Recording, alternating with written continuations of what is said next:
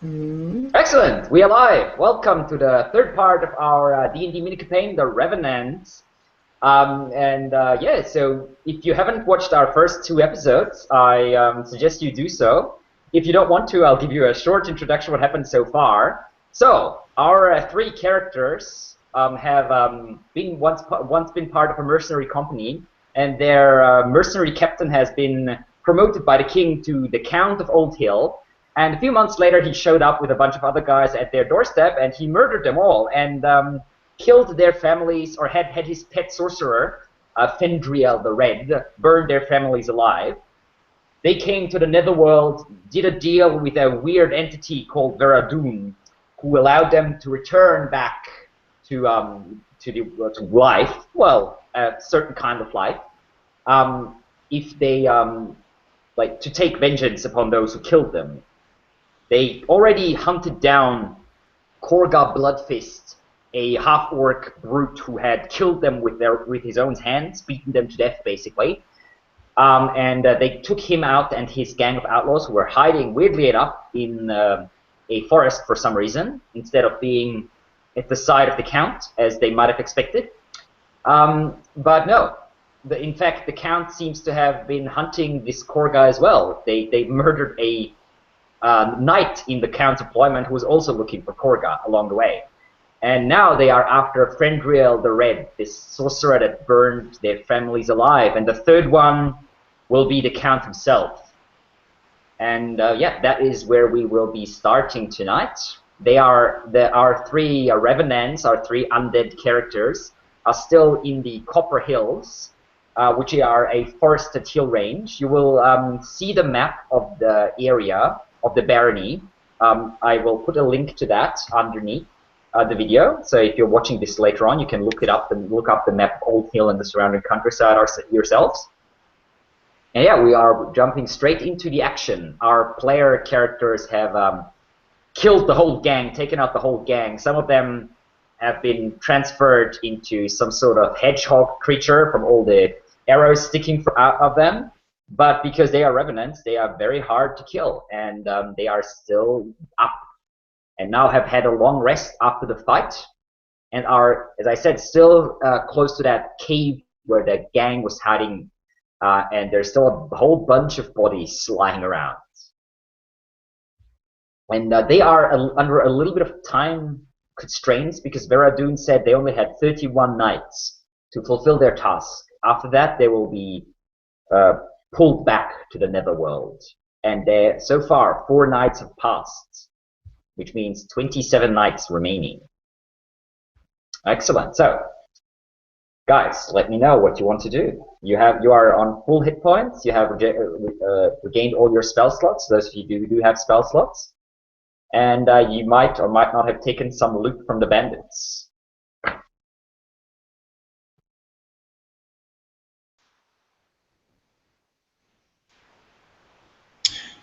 Torax kind of sitting there, and he's kind of hefting his new pretty maul. Got a big two-handed hammer that he picked up.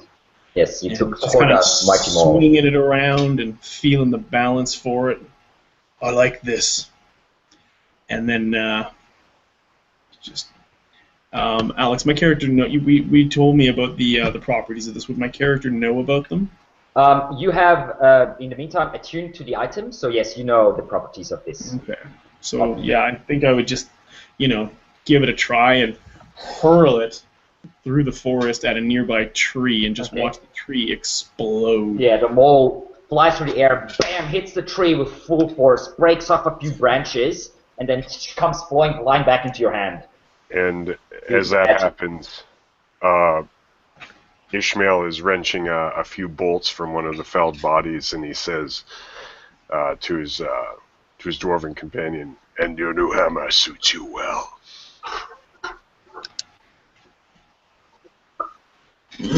Yes, you have good memories of that hammer. I mean, it has, after all, been used to kill you. And can Ishmael feel the pull of his revenant hatred? Like, is it pulling him towards another direction now? Now that you have slain Korrga, who was the target of your first target, that you have been connected to him with these energies that throw through your undead body. You can now feel the shift pulling you north.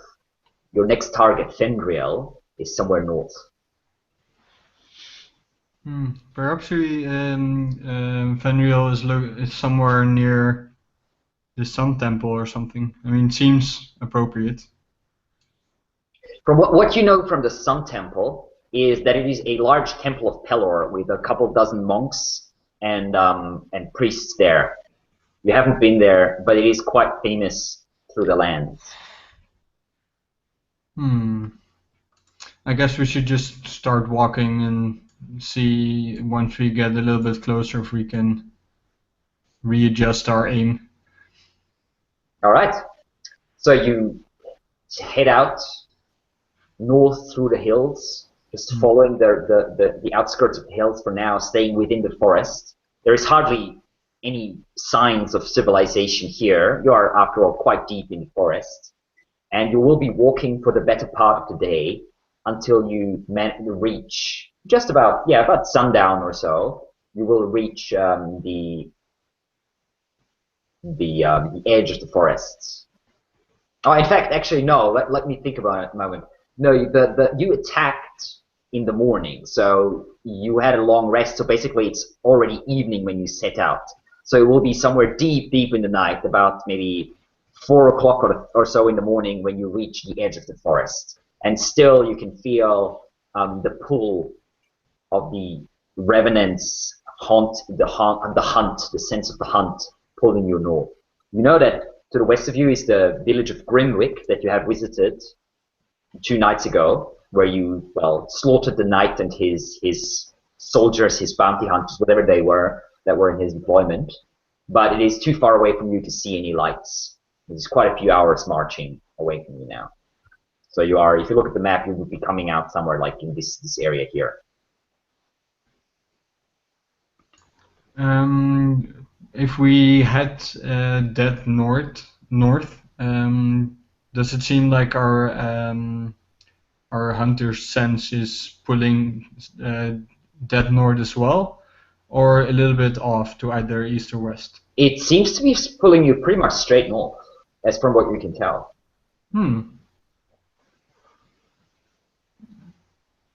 I believe we should follow our internal compass, brothers, and march directly into the maw of our prey.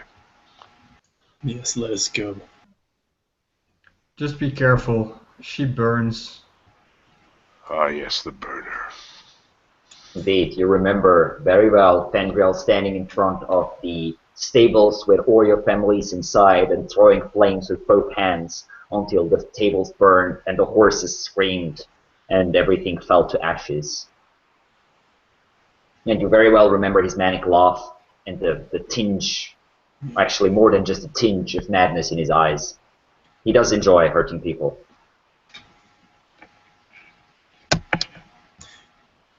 Our special gifts appear to be less useful in the presence of fire. Those pathetic men lit me on fire, and that was the first time I've felt pain since we rose. Yes, indeed. I have a feeling that Fendriel will not be as easy a task as that pathetic orc was. Yeah, we might need to be a little bit more careful and calculated with this one. All right. Agreed. You're talking while you're walking, I assume? Yeah.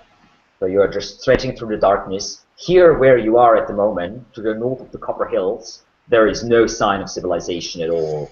The only thing you see here and there is like old ruins, maybe farmhouses or similar things. People have lived here once, but the ground itself doesn't seem particularly well suited for agriculture in this area, and there's just no one living here. It's basically a long empty plains, just grasslands with a few trees here and there, a few bushes. And that's all. You cannot see any light anywhere. except for the half full moon above you that's sort of peeking through the clouds. Okay. The vegetation, how dry is it? It is not too dry. There's been quite a few rainfalls on the last couple of days. While it is not soaking wet, there is still a bit of mud. It is autumn. Autumn is the rainy season in the barony of Old Hill. So you can expect rain pretty much every couple of days, at least. So it is not particularly dry.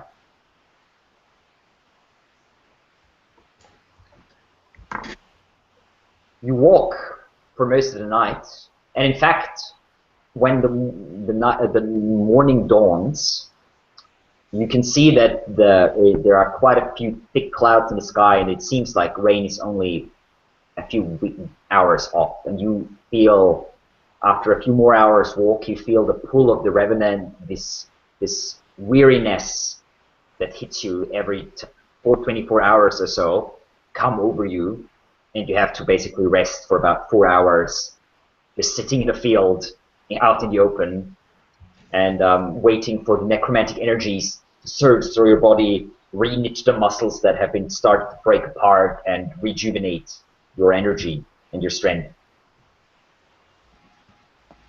Torak's going to bury himself again to hide himself. All right. So you touch the ground, it trembles, it shifts to the side, and you just lie inside and sort of bury yourself. Yeah. Yeah. Okay. So you, for about 4 hours, so during the morning you rest, and then rain starts falling just before noon, and just at around the same time, your energies are back, and you can continue your journey if you so wish.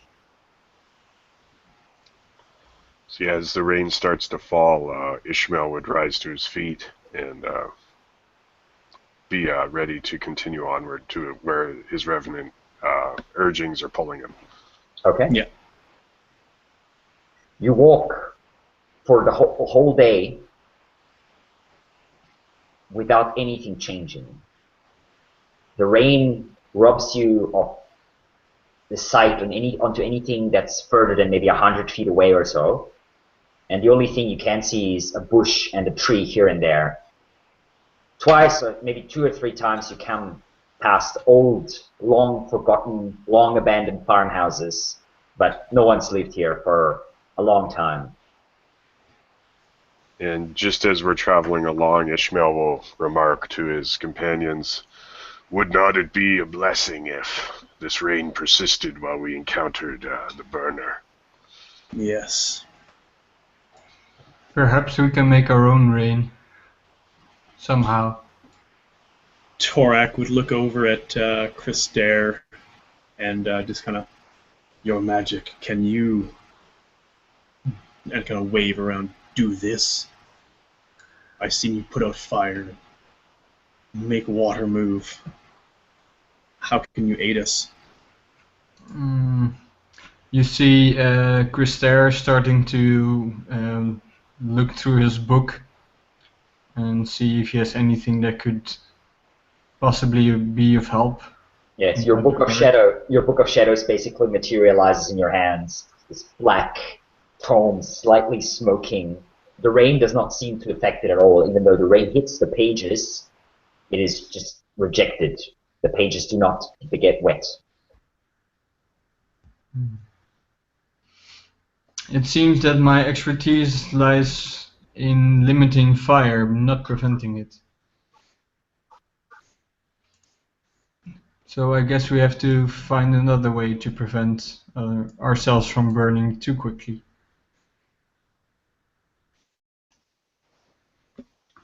And with an accepting nod, Ishmael would be right back to the pace again of continuing on. Okay.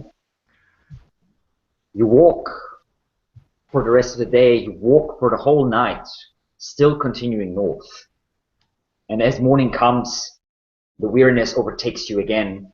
Still, nothing has changed. You've been just walking through an empty plain, flat ground, with little signs of civilization. The rain continues on the next day. In fact, it even becomes stronger. All around you now, the ground wet and muddy. Seeing all the mud, Krister will look over to Torak. Torak, can't you use the wet mud as a ceramic shielding, perhaps? Torak would kind of look down at his body and see that he's already kind of covered in like an earthy, almost chitinous layer of spikes and armor, as it were. And he kind of, I don't know if I could add any more, but he kind of scoops up some and he tries to like pack some in to make a little bit more and kind of harden it up, I guess. Yeah, it sticks a while, but it as soon as you start trudging along, moving further, it eventually just runs down your armor and hits the ground again. No, it appears that what I have is what I have. Kind of hefts his maul onto his shoulder again, and he says, "Except for what we find, I like this." And he just kind of splats it down into the mud and makes a big everywhere. Okay. Has any of have you guys taken the chest, Korrga's chest, by the way, with the gold inside? Yes. Okay, so which means that Krister is basically carrying it along. You have a wooden chest in your hands that is filled up with gold and like small pieces of jewelry of silver and gold. How big is it?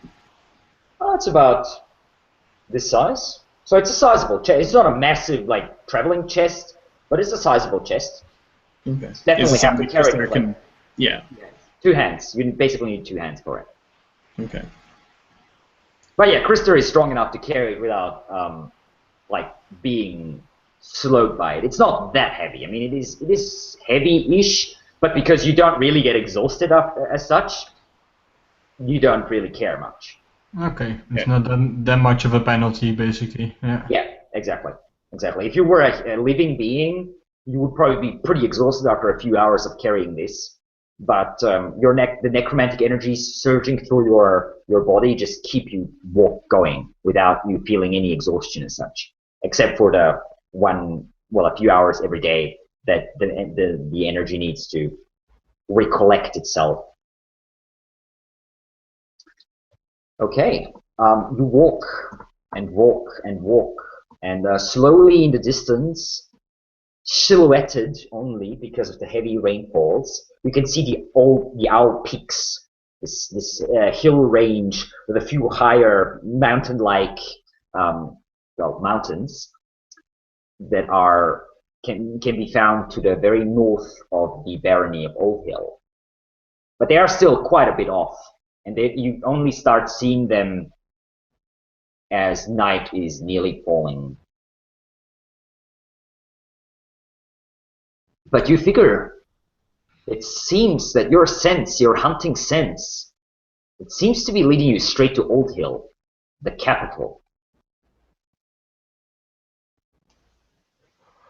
I don't feel I can deny what's pulling me towards town, this township, but do you have any ideas for our how we make our approach?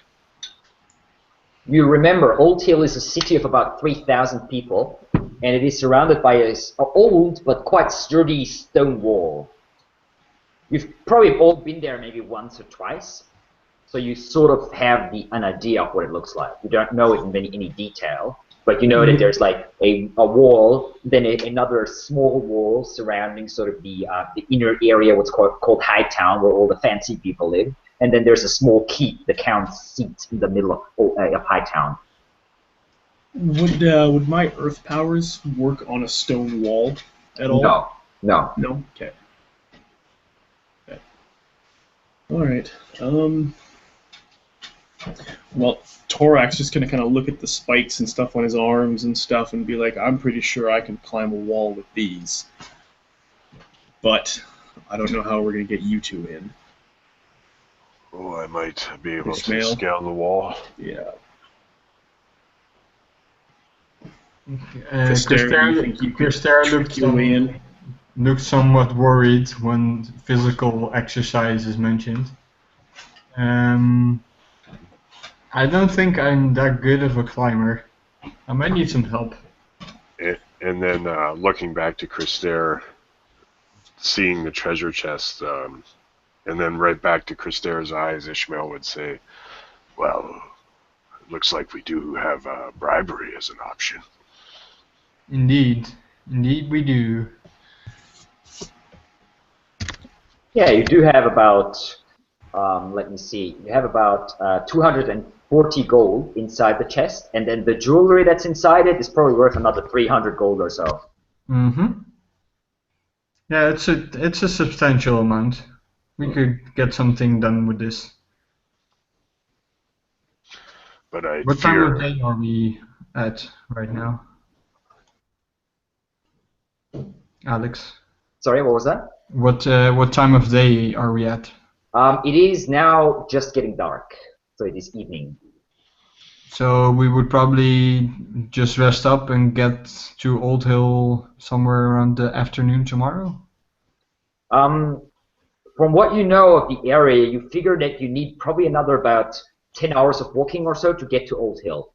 So if you continue on, you would get there by sort of, but sort of very early morning, probably just before sunrise, which is also around the time that you should be resting.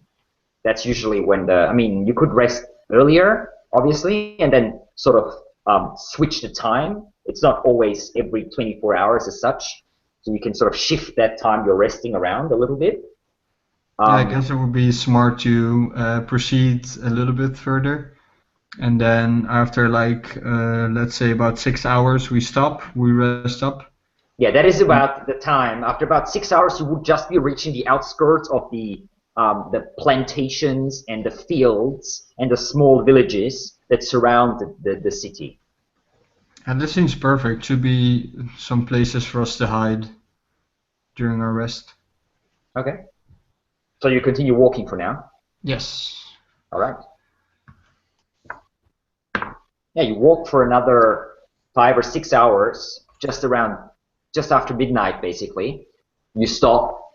For now, you can see in the darkness a few lights in the distance. A few farmhouses, mostly surrounded by small wooden walls. A few small villages. We can't even call it a proper village. It's maybe 10 houses in a group or so here and there. And you also think that the river, the Janet River, should only maybe be somewhere off to your left, maybe a mile or two away.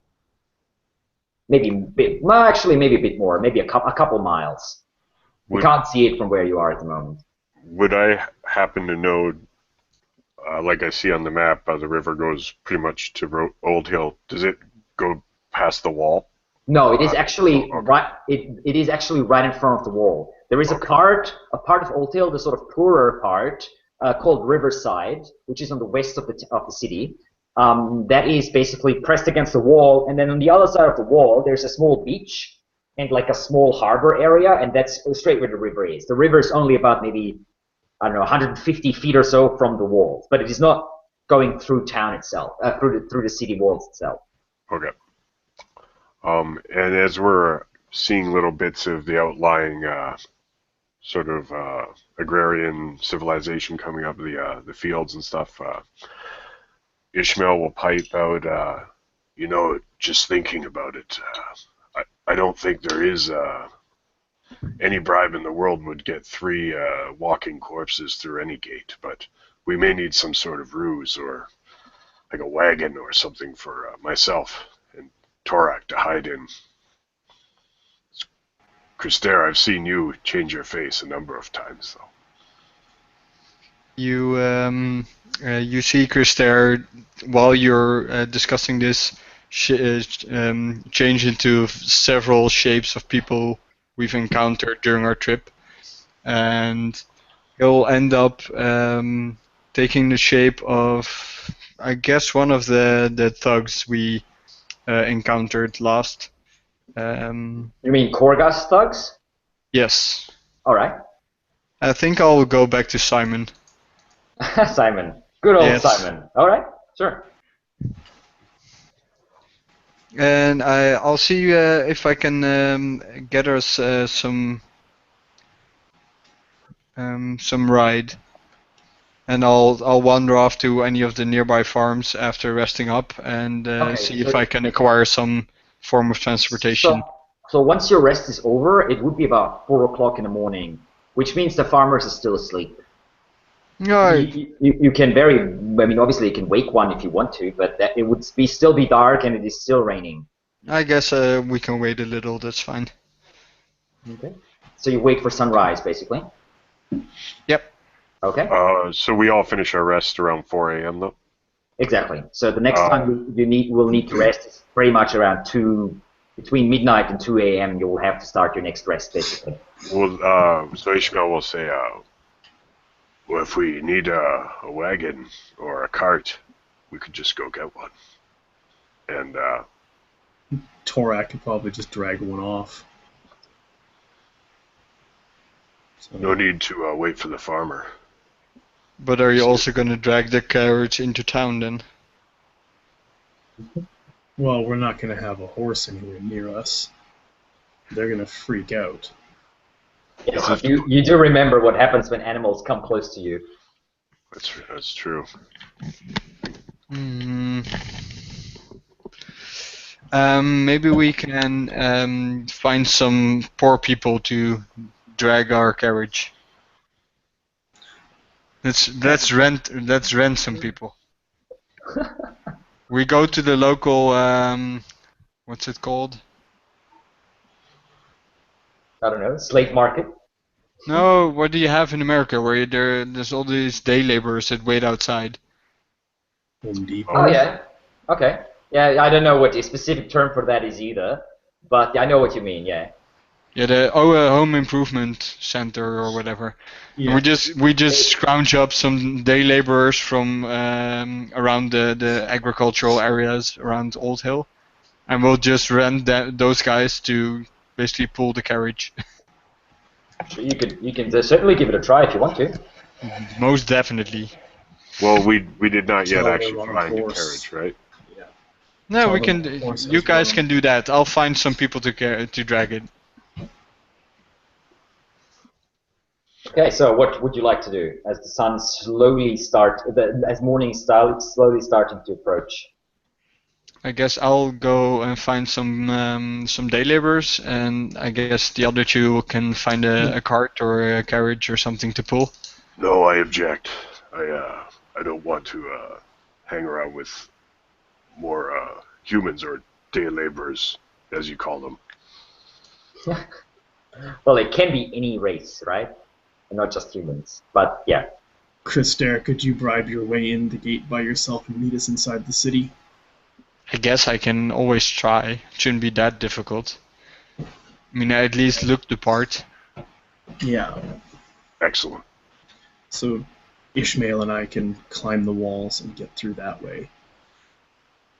And do we know, like, our knowledge of Old Hill? Is it possible, or are we talking like sentries every 15 feet around the wall, kind of a thing? No, it is true that the whole city, so the wall surrounds the whole city, so it would be impossible unless you literally put like hundreds of people on the wall to cover every single. There are definitely going to be patrols, but it would be impossible to cover every single bit of the wall itself. Okay. So the wall's there to protect against like against an army invading, Yeah. not like an individual person climbing the wall. Yeah, exactly. Okay. The walls would be fairly old, so you think climbing them wouldn't be that much of a hassle. Obviously, it is daylight soon, so it would be safer to wait for the cover of darkness. But then again, the rain helps you. The rain is falling still quite heavily, so they wouldn't be able to see you from like hundreds and hundreds of feet away. Okay. Well, let's approach the city then and see what we can do. Okay, you will realize very soon as the morning comes up, as the sun comes up, that it will not be quite as easy for you to approach the city as you would have hoped, because there is quite a lot of farms and small villages here, and let's be honest, at least two of you don't look particularly inconspicuous. Would it be unreasonable to think we'd have a less obstructed approach if we hit the mountains or skirted the mountains around the back? That would be much more reasonable. You're pretty sure that there would be far less people on the other side.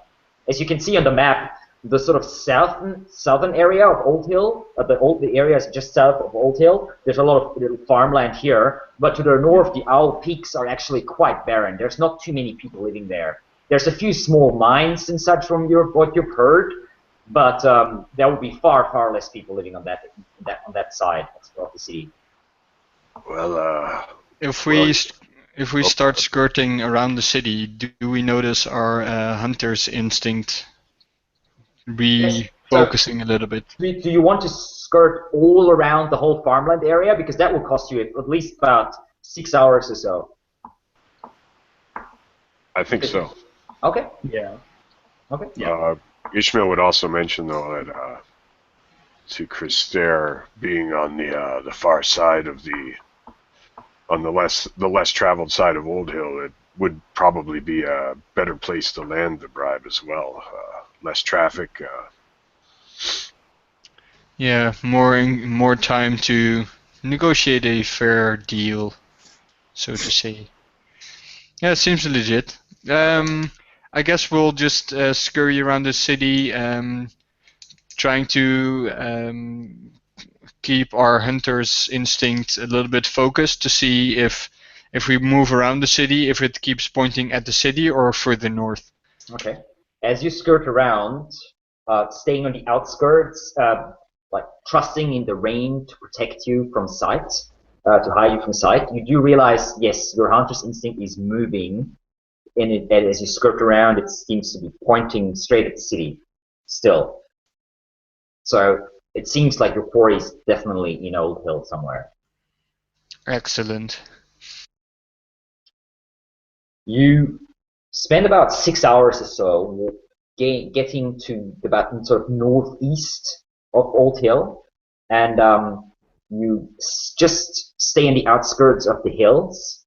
And so it is about maybe 1 o'clock in the afternoon that you reach the other side. And here, indeed, you see there's a few hovels outside the walls, but there is no farmland. The hills are too close, and the hills themselves are what looks to be pretty crappy farmland. And here out in the rain, there's pretty much no one there. You can see a small road leading up in the hills, and you can see just about, you can see the Janet River in the distance coming, like actually rushing down the hill. The river is quite swollen up due to all the constant rain. It is much larger than what you see. I mean, it is smaller obviously here because it's the start of the river, but comparatively, it is much larger than you would have expected. But luckily, you don't need to cross the river because Old Hill is on your side of the river. And you can see the north gate of the town is open. And you can just barely see a few silhouettes of guards standing around in front of the gate, or like inside the gate, basically.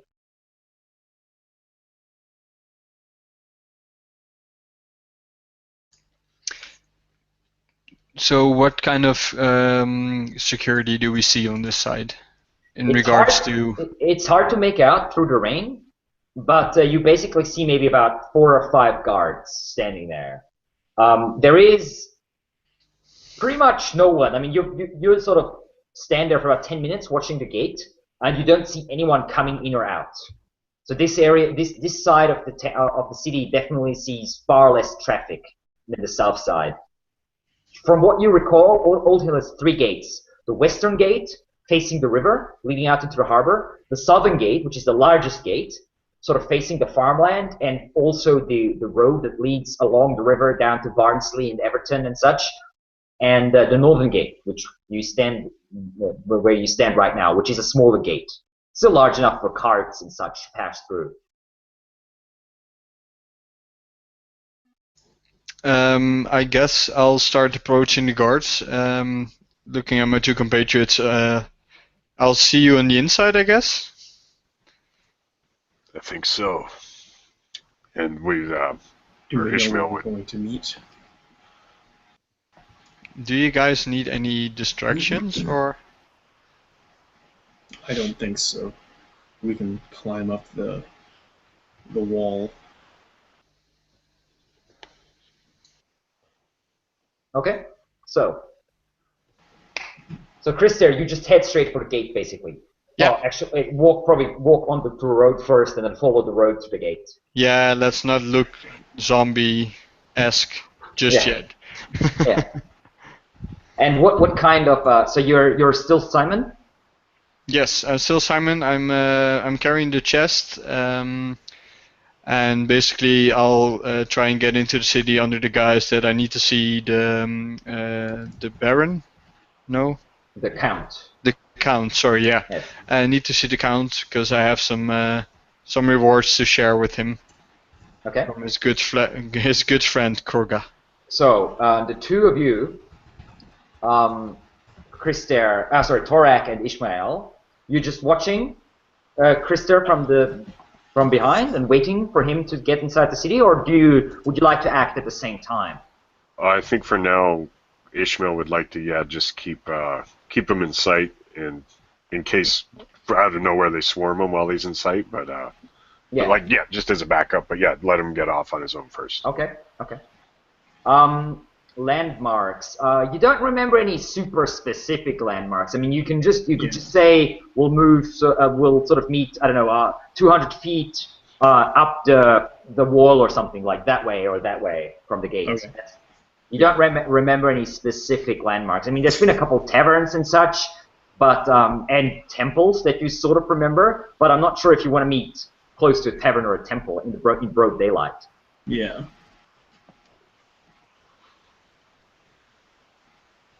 Yeah, I don't want to go anywhere near a church.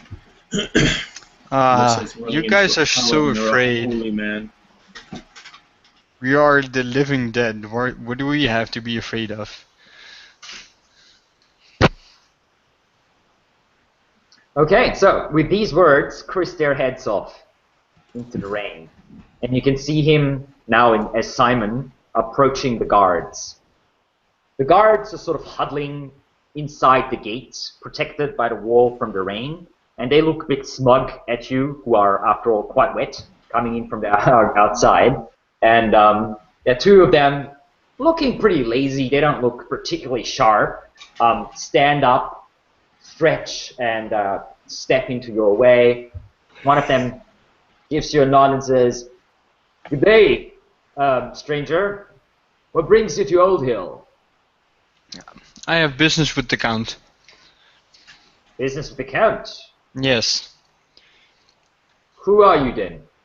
I am Simon. I'm one of the associates of Korrga. I'm sorry? You're whose associate? Korrga. They look at each other. Korrga? Korrga Bloodfist? The Yes. other guy says. They look at each other. You sure? And you just coming into town, right?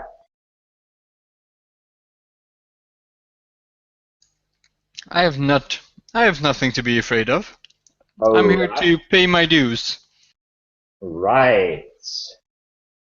They draw their weapons, their short swords, point them at you, and say, one of them, the two others step up now, and the leader, a bearded fellow, says, "Well, you're under arrest. You'll see the Count, all right?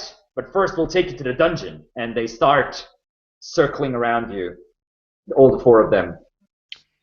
So they are all within 10 feet, I take it? Yes, they are all within 10 feet. They are actually all within 5 feet at the moment. They are circling you, four short swords pointing at you. And at the moment when they have me completely surrounded, I'll drop the chest and I'll take the shape of let's say a forest creature, maybe a dryad or something very evil and unnatural for the current setting. Okay. At least to their eyes, that's what they see. Okay. I'm using my Fey presence to scare them away. All right. That is a wisdom saving throw with what DC? I believe it's 15. It's equal to my Warlock DC. Let me just check for Yeah, you. it would be your wall of spells save DC. Yeah. Yeah. Okay. So, All 4 of them go wide-eyed and turn around and start running into the city. I'll pick up the chest. I'll use disguise self to change myself into the appearance of one of the guards, and I'll walk into the city with my chest of gold. Okay. Yeah, the guards, and you continue walking towards the guards, or what do you want to do? What, like, once you're through the gate? Basically, if I get into the city, I'll just if I see the guards going in any particular direction, I'll just go the opposite. Okay, so you sort of go left, right, turn left, right as you exit the gate, and you can see two more guards are rushing down the stairs, coming from up the wall, obviously, and they look at you and they say, "Hey, we heard what the hell happened to them?" He points at the 4 guys that are still running, and he's like, "What happened?" They both have like their short sword out and looking around for some sort of threat. There's free beer at the tavern right now. If you're fast, you might get some. What? They look at each other, extremely confused. Give me a deception check with advantage because you are, after all, a fellow guardsman, a member of the City Watch. 24. So 24, yeah. Yeah, that will do it. They look at each other and say, if Sir David hears about that they're just leaving their post, they're gonna be in major trouble, these bastards. You should probably guard the gate while they're gone. The other guy just, yeah, that's a good idea. And they both sort of head past you and like take position inside the gate, looking slightly nervous, looking all around. Yeah, that seems like a very good idea, fellas. I'll see what I can. I'll see if I can hustle up some reinforcements for you guys. Yeah, send some our way. And tell if you see Sir David, let him know that we've been on our post here, and we haven't left our post up on the walls. We just had to come down here, right? Yeah, that's fine. I'll make sure he knows. Excellent. Yeah, that's good. Good man. And they just stand there looking around awkwardly. Seeing the walls now abandoned. Yeah, that has definitely made it a little easier for you guys because there's 2 less people on the wall now. Could we rush over and climb up? You can try, yeah. Okay. Is there maybe like one of the hobbles that's there too to make it easier to climb up part way? Where do you want to climb up? Do you want to climb up straight where the gate is, or like further up left or right? Only if it's within eyesight. Sorry? Only if they're within eyesight. Like, yeah, not marching all the way around the circumference. Okay. Okay, give me a climbing checks then. So that would be athletics for both of you. The wall is quite old, so it has plenty of hand and footholds. There's cracks and like little holes and such in the wall. I don't get any mods for it. Okay, so Torak, you're like up there, and swing yourself up on the parapets on the top of the wall, and you look down and you can see Ismail sliding back down. The wall is quite wet, and he just loses his grip and slides down like... Can I reach down and grab him and help him up? No, the wall's like 30 feet high. Oh, okay. And he only managed to get like maybe not even 10 feet up, and just slid back down. You look around, and you can see there's a single guard walking away from you towards the gate. So his back is turned towards you at the moment, but you figure that within a few minutes he'll probably be back. Okay. Can't you use your earth molding technology to just basically make steps up the wall? Yeah, that would take him he could, maybe, but that would take him hours, basically, to do that. But he can't affect the wall itself. He can only affect like the ground and like earth and mud and such. Is there there probably isn't, but is there possibly like a tree or a building that's not necessarily right up against the wall? Nothing close. The closest tree or building you can see is about 50 feet away from the wall. It looks like whatever buildings or trees have been close to the wall have been cut down or destroyed. Could I carry him up? You're strong enough. What's your strength? 18. Yeah, you're strong enough to do that. You would have disadvantage on the climbing check, but All right, I'll hop down. So you climb back down. Okay, Yep, so give me climb one. back down, go get him. Give me one check for climbing down. Okay. Yeah, So 19. Not quite as great as up, but still more than good enough. Want me to make an acrobatic save to save from being spiked by his armor? No, it's alright. I'm piggyback. Okay. That's alright. But yeah. It's not like he has spikes. spikes on his armor, but it's not like they're like every 5 centimeters there's a spike. It's not that much. Just think of it as a Combat-oriented. kitty seed. Yeah. You're very secure. Yeah, exactly. You're dexterous enough to basically be able to hold onto him. Okay, and sorry, go ahead. I'm just thinking there's probably shoulder spikes. He can just hang off of my back and hang on to like a couple of spikes on the back. Yeah. On the shoulder. Sounds good. Yeah. Sounds Okay. good. So one last athletics check with disadvantage. 16. 16. Okay, it's not super fast, but you managed to get up there. Let's see where the guard is. Yeah, in fact, the guard is not very far away. He's only about 60 feet to your right, coming your direction. As you're sort of hanging there, poking your head through, looking around, and you can see him. He doesn't see you at the moment, but if you jump over, like pull yourself up properly, he's probably going to see you. I just have one question. Do guards fly? Some, depending. I think killing somebody would probably attract some unwanted attention. Not that we haven't already. Ishmael, is there anything that you can do to distract this guy? Maybe knock him unconscious or do something. So, yeah, CJ, you're not there at the moment. Just let them figure it out, please. Sure. So we're hanging on the edge still, right? Yeah, well, he is, and you're hanging. Yeah, and I'm hanging on him. On him, yeah, basically. Short of killing him, I don't know. I could try to toss a dagger into his throat, but I could also summon a gust of wind and send him off the wall, possibly. Knock him I down. don't know that's killing him. He'd probably die if he falls off the wall. They are 30. It's about 30 feet. And Do we have any like just inane objects that we could? Can I see if I can grab like a loose thing of stone on the wall and pull it off? You could probably. You wouldn't be able. Yeah, you would be able to probably break off a piece. There's not like pieces lying around that are already loose, but you are strong enough to grab like a piece of it where there's a few cracks and just sort of break it off if you want to. Give me another athletics check, because after all, you're still hanging on the wall at the same time as well, and you're also carrying Ishmael on your back. Okay, yeah, that's good enough. Okay. You're like, So I hand the rock to Ishmael and say, throw this past him when he gets near. Make a noise so he turns around. Okay. And so you wait. with the rock in hand, he will try to angle a good shot where he's readying a shot. Okay. Did you say wait for your call, or just do it now to distract him the other way? Just see if you can distract him when he. I mean, I don't know if you can make a 60-foot throw. But all right, yeah. Is there maybe even a lantern behind him that I could try to hit or something, or anything that might break?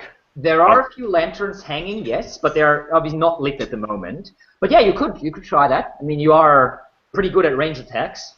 Yeah, and short of that, he's hoping he'll just hit a stone wall anywhere. But yeah, one a d20, just a throw. Just a ranged spell attack. Not spell, sorry, or just a range attack. All right.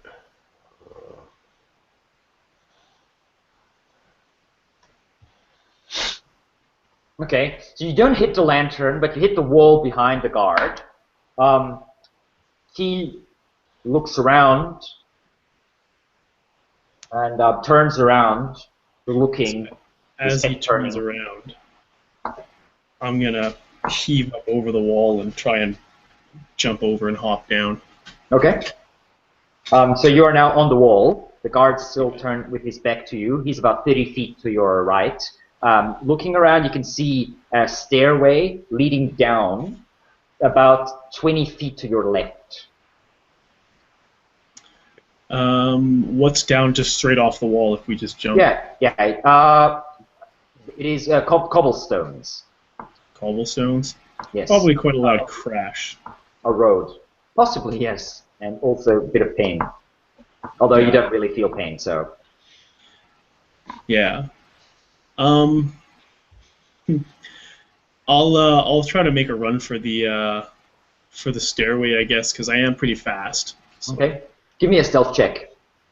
Okay. You would have disadvantage because he's fairly close and you're moving fast, but the rain gives you advantage, so it's a normal check. Okay. So 13. Okay.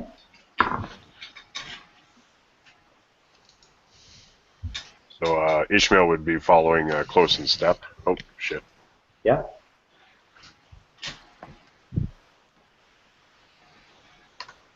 And that's got plus 10, sorry. Okay, so 22. Yeah, Ishmael is just gone. Torak, you jump onto the steps, and as you start rushing down, you can hear a voice. Hey, you! Where are you going? You're not supposed to be up here. And you can hear like running footsteps. The guard has obviously caught a glimpse of you. He hasn't seen you properly because that would probably not be his reaction if he had. But he's coming after you. Okay, I'm gonna keep running and go down the stairs and try to make it like behind a building or something. Okay. Is there any dirt around here? Yeah, there is. Flat out dirt. There is a. It's not like full on cobblestones everywhere, but there is a road passing straight behind the wall on the other side of the wall. But then there's like a bunch of houses, and in between them there's some dirt and like a few small gardens and such. Now obviously barren and empty because it is late autumn, early winter. I want to go to one of the gardens and see if I can use my mold earth to make myself a little hole to hide in. Okay. I know it'll be a little bit conspicuous, but I mean. Okay. It's in somebody's garden, so Pretty maybe much. I'm thinking like they're trying to. It's in like a backyard, digging basically. or something. Yeah. Okay. So. Okay, give me another stealth check. You run up. The guard is sort of coming down the stairs behind you, trying to catch glimpse at the side of you. 19. Oh, 19. That's good. Yep. You manage to jump into a small hole and sort of cover yourself in dirt a little bit, which looks a little ridiculous, but you are mostly brown. And the ground is brown as well, and there's quite a heavy rain falling down. So the guard's like covering his face from the rain, looking around. What the? He just looks around for like a minute or so, and then just shrugs and goes back up the wall. Okay, I'm gonna wait like. Yeah, and Ishmael has been watching all this happening from just like the corner of the house, just peeking around. Okay. Yep. Okay, so you wait for a few minutes until the guard's gone, basically. And yep. So in the meantime, you can see there's not too much traffic, so the heavy rain has definitely helped you in everything. There's a few people out in the street, but not very many. And those that are out in the street have their hoods up, their gazes looking down, and just hurrying along, protecting themselves from the rain. A few are even carrying the bit better, more wealthy ones are carrying umbrellas, but no one's really looking around. Are any of these citizens carrying a treasure chest or guards? So yes, actually, you do see a guard just standing around, looking around, carrying a treasure chest, a very familiar treasure chest under his arm. So that's either Krister or a guard that killed him and took his treasure chest. You'll never know. Yeah, exactly. And Ishmael will ask Torak. Well, I suppose probably our our revenant sense is sort of gone to like area mode, like we're. In fact, it is still pointing. It is now pointing south. And so into the city. So I think we know where we need to head then. Exactly. Okay, so I assume you meet up sort of in that little back alley behind the house. Yeah. And Torak just like unplants himself from the ground, comes stumbling over, completely full of like mud and like pieces of earth hanging up to him. Does he have like half a pot plant on his head still? No, probably not, because there's no pot plant not in autumn. There's no pot plants outside at the moment. Too bad. But it kind of looks a little bit like that, minus the plant. There's like earth on his head, and like Kind everywhere of shake armor. my head off and. Ugh. But looking at the hole he left behind when he got out, yeah, this seems like as good a place as any to store our chest for the time being. Yeah, I don't want to it's certainly big keep enough. carrying this around. Yeah, it is certainly big enough for the chest. We'll put the chest in, and I'll look at Torek and see if he can cover it up a little bit. Cover it up and pack it right down. Okay, you just use your power, beat ground, slightly trembling, and then runs over the chest like a wave, and then stays there. And it looks pretty inconspicuous. There's hardly any traces left. When we do that, I'll look around to see if there's any basically making a mental map of where we put it. So it's like basically, it's like there we have the guard stairs, and this is this corner and this corner. Yeah, it's about maybe 150 feet sort of to the left of the north wall, north gate, I mean, and there's like a staircase right on the other side of the road, so you should be able to find it. Excellent. And Ishmael will say, I'm sure the rain will help it settle as well. And upon entering this city, I feel the pull taking us immediately southwards. Perhaps do either of you have any idea where the burner might be residing within this old hill? I don't know. It might be prudent to figure that out before we just run in, especially looking at you two. I've only been here once, and it was not for just to come see the burner, so I do not know where he would be. Yeah, well, the burner. Last time you were here, all your sort of companions hadn't been here yet. Like they weren't residing here. Last time you were here, there was still Baron Oldhill. Baron Merrick Oldhill was still in residence. That was a couple of years ago. And now it is Count Scipio Santera who is in residence. So a lot has probably changed.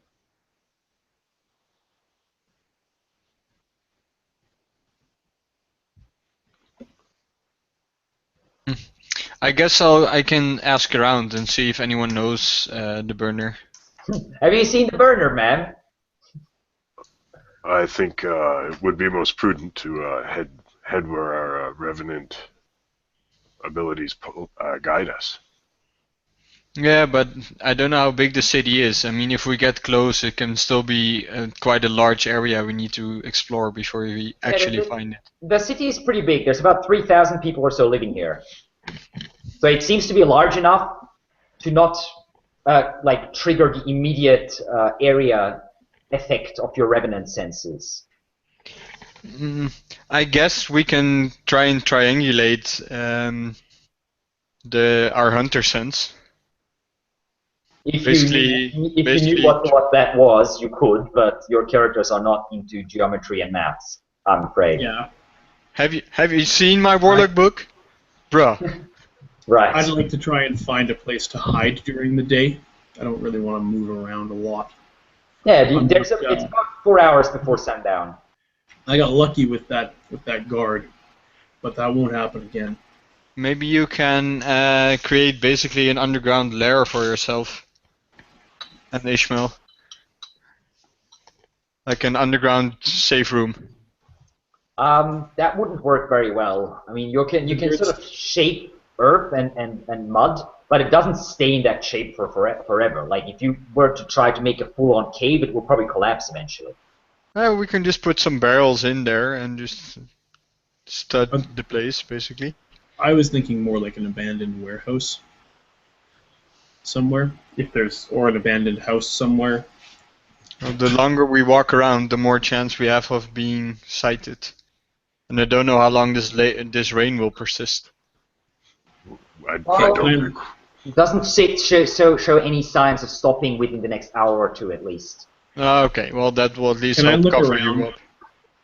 Alex, Torak's gonna look around and see if he can if there's like if there's like some kind of a blanket or something that I can kind of form into like a bit of a cloak to just kind of cover myself with. Give me a perception check.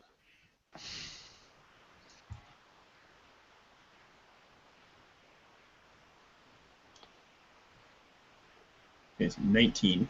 You actually catch sight of an old discarded blanket that someone just left out in the dirt on one of the lying next to a back door, basically. It looks like someone just threw it out the back door, basically, and just left it there in the backyard. It's not very pretty, but it's better than nothing. I'd rather look like a hobo than a revenant. Yeah, that's true enough. Although it wouldn't, like, anyone who's close to you would still realize you have red burning eyes and like really extremely pale features and such. So, but yeah, from a distance, you'll just look like a hobo, basically. Mm-hmm.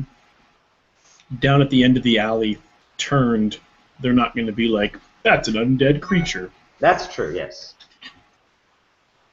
So, I guess I'll stay in my guard look for now. Okay. Basically, just looking like I'm out on patrol. Did you choose one of the 4 guards that ran away, or just a random guard? Just, I guess I'll pick one of the guards from the first time we basically were raised. Or one of the people there, like one of the town folk that we saw in the tavern on our first night. Yeah, fair enough. So realistic, but not someone I can bump into around here somewhere. Okay. Okay, so what are you doing? You're just standing in the back alley for now, getting rained on.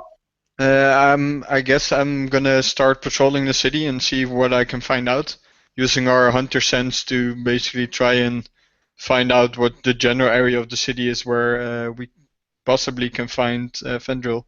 Okay. And what about the rest of you? Yeah, I'm going to have to try and stay kind of in the back, like alleys and stuff. Can't really go out in the main streets at all. Okay. But you would like to follow? Yeah. Yeah, I'd like to try and follow, get around, see if we can... Okay. Okay, so you are heading down south, I presume, so towards the center of town, or of the city, basically? Mm-hmm. Okay. So both Ishmael and Torak give me stealth checks to see how inconspicuous you stay. The one with his armor made of smoke and the other one with his, like, whatever. Okay.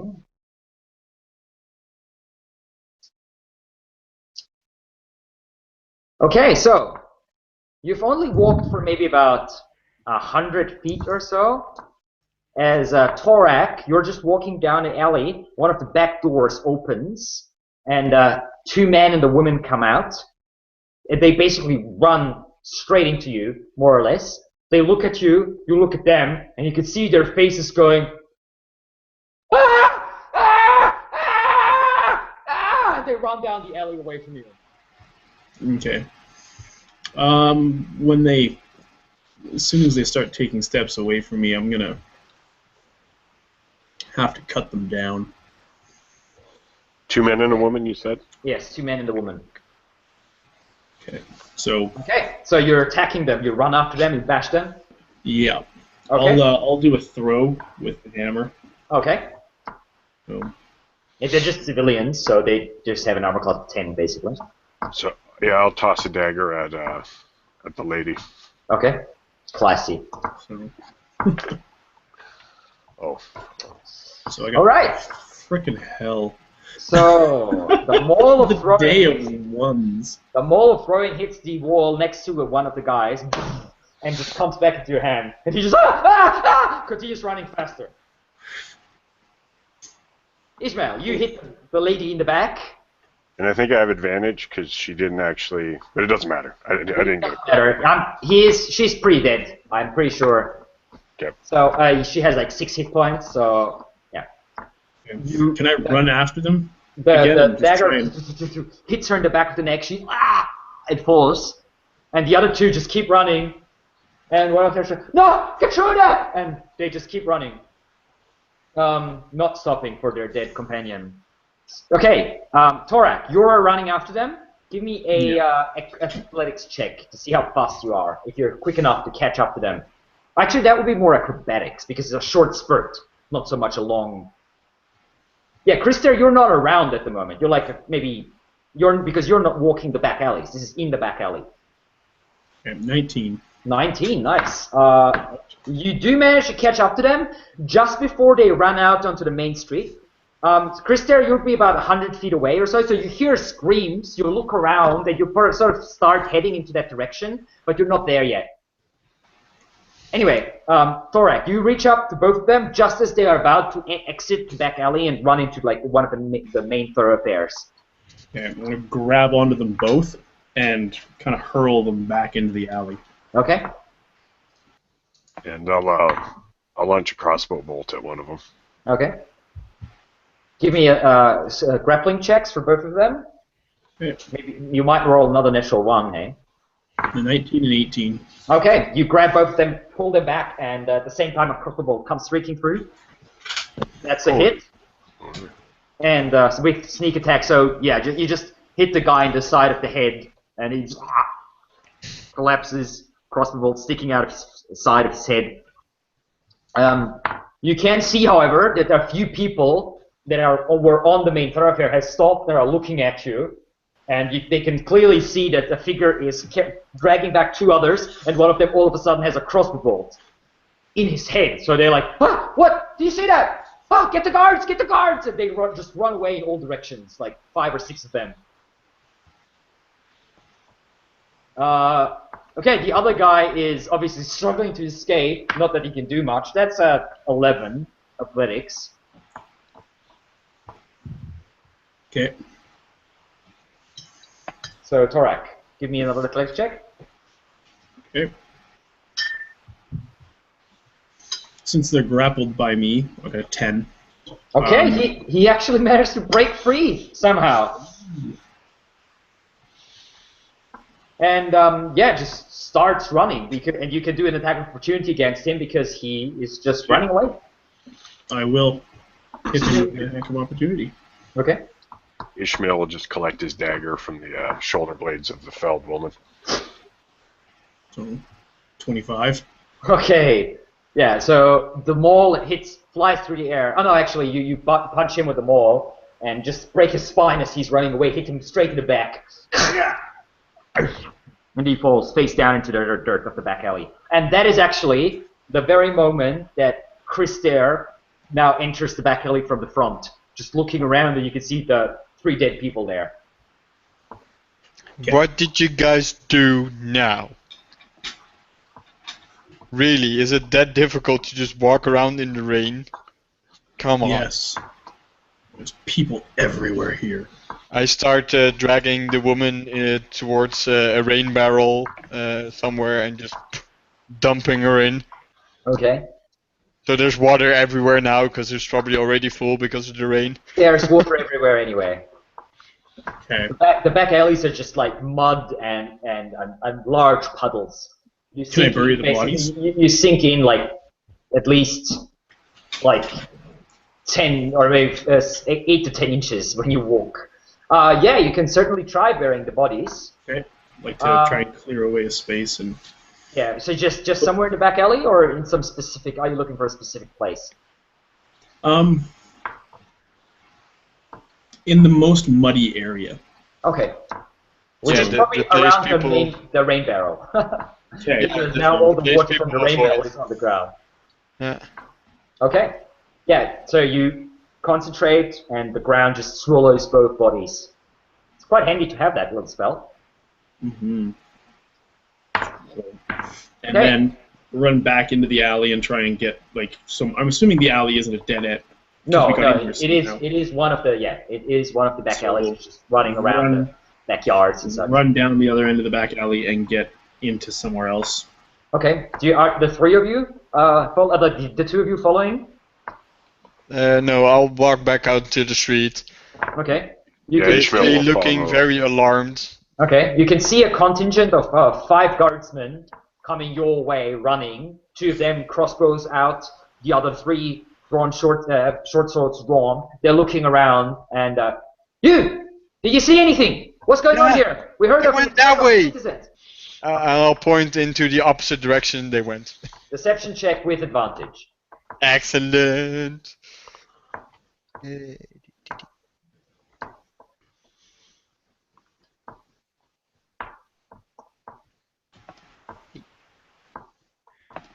Why is it not rolling?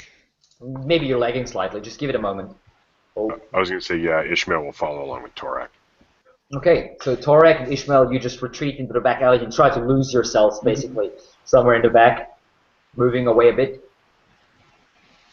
Put the scene of that double suicide behind us. So you rolled a 9. So that's a 16. Okay, yeah, that's good enough. They just, yeah, let's go after them. And one of them is just, do you see who it was? I don't know, it looked like some hobos assaulting some of our fellow citizens. What the hell? And they just keep running, like run that direction you pointed at. And one of them just shouts, "You stay here and see if they come back around." Okay. And they continue run off. Now the area here is deserted. Excellent. No one's out in the streets anymore, at least for the couple hundred feet around you. I'll shapeshift or basically disguise self into some other guy from the tavern I saw.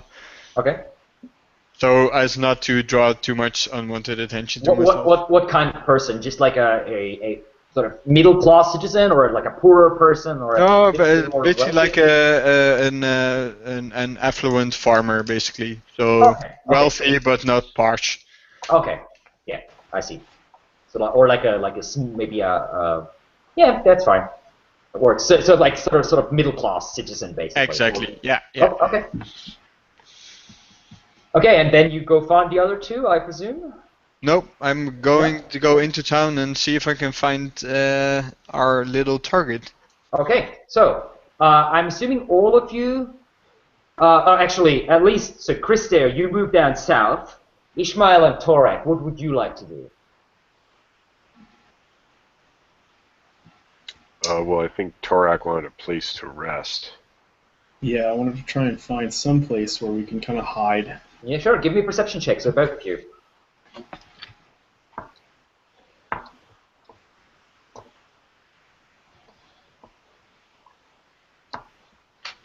Expertise. Okay. 9. So, Torak, you just look around, but the rain doesn't allow you to see much. Ishmael, you actually remember that you spotted, maybe about 100 feet or so back, you spotted what looks to be a older building that looked abandoned. You walk back, you try the door, give it a shove, it's slightly stuck, and the door opens up, and you can see what looks to be a small family home, basically, but clearly abandoned for quite a few years. There's a bit of basic furniture in here, but all of it is covered in a fairly thick layer of dust. This might do just well enough for us, Torak, as Ishmael steps in. Yeah, the windows are all closed. They're not like boarded shut or anything like that, but the shutters are closed. Okay, yeah, Krister, yeah, you go ahead and do that real quick. Let me know when you're back. So we'll. Okay. So you enter inside. I close the door behind you, and you are now in this twilight. There's a little bit of daylight coming in through the shutters, but very little. But you have dark vision, so you're able to see everything quite clearly around you. And then you realize you have no idea where the fuck Krister's off to. Where's Krister? I hope he can come back with some relevant information. We have to. Actually, I don't think Torak would know the word relevant. I hope he comes back with some. What's your intelligence? 8. Yeah. No, but he wouldn't use it. Yeah, exactly. I was just going to say that. He would have heard the word before, but he'd probably. It would be like that's something that only fancy people use. Yeah. I hope he comes back with something important. So you're just waiting here, settling down. Yeah, we'll settle down till darkness falls. Yeah, it is about 3 o'clock, so darkness falls in about 3 hours. Okay. And can we take our rest at a certain time? Like we'll reset our all night. Technically, you could. Yeah. How long it's been? Let me think. It's been about 12 hours or so that you can do that. You can't do it like back to back to back, But No, you but can I'd like to once, be able yeah, to work all night instead of having to go until midnight and then get Yep. kicked in the butt by this. yeah, you can definitely do that. Yeah. Okay. So Okay. we'll wait until like 7 o'clock. Okay. Okay. Yeah, you can hear some like shouts outside. Clearly, the city watch seems to be looking for you, but they don't try the door or anything like that. I mean, it is a large town, so it's not easy to find whoever, especially because they don't even know who they're looking for. Yeah. Okay. And you are just waiting for Krister to be back. I'm gonna take a short little break too. I'm gonna go grab myself an iced tea. Yeah, you can go have a 5-minute break or so at least. And we are waiting for CJ. Show back.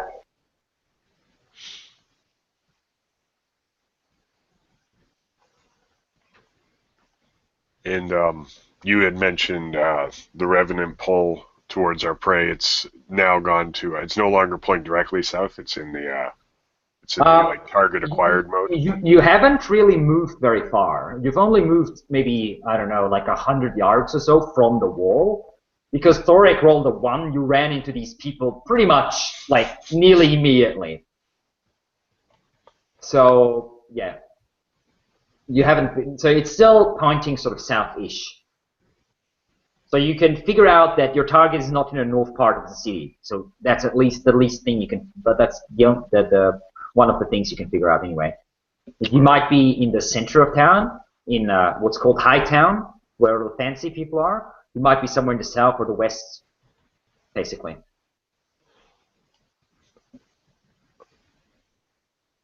All right, so Krister, you're up. The rest of the two other guys are just waiting around. What would you like to do?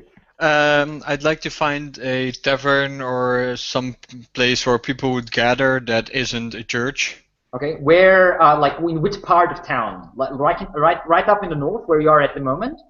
No, I would probably go a bit further south into city proper.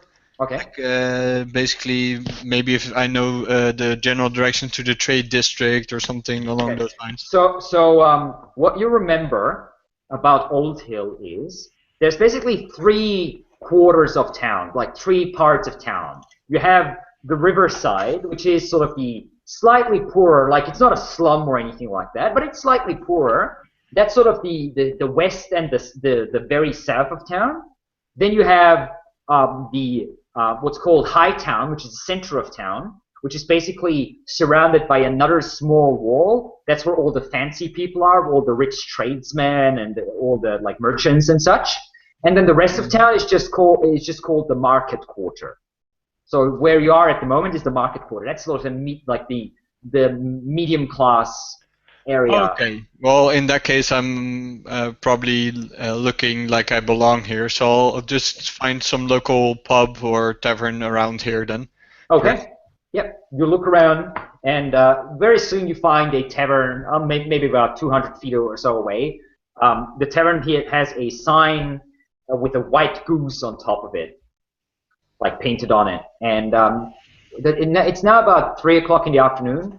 So looking inside, there's not too many people in there, but there is a couple. There's about a dozen or so people in there, sitting there having a snack and drinking and such. Late lunch and stuff like that. Yeah, late lunch, early dinner, basically. Yeah. Depending on who you are. I'll just walk up to the bar and order myself an ale or something along those lines. Okay. The innkeeper is a burly, older-looking dwarf who looks up to you and says, "Welcome to you, good sir. What can I do for you?" I'd have if you have it, I'd like a large ale or maybe a dwarven stout. Of course. What do you think I look like? Of course we have that.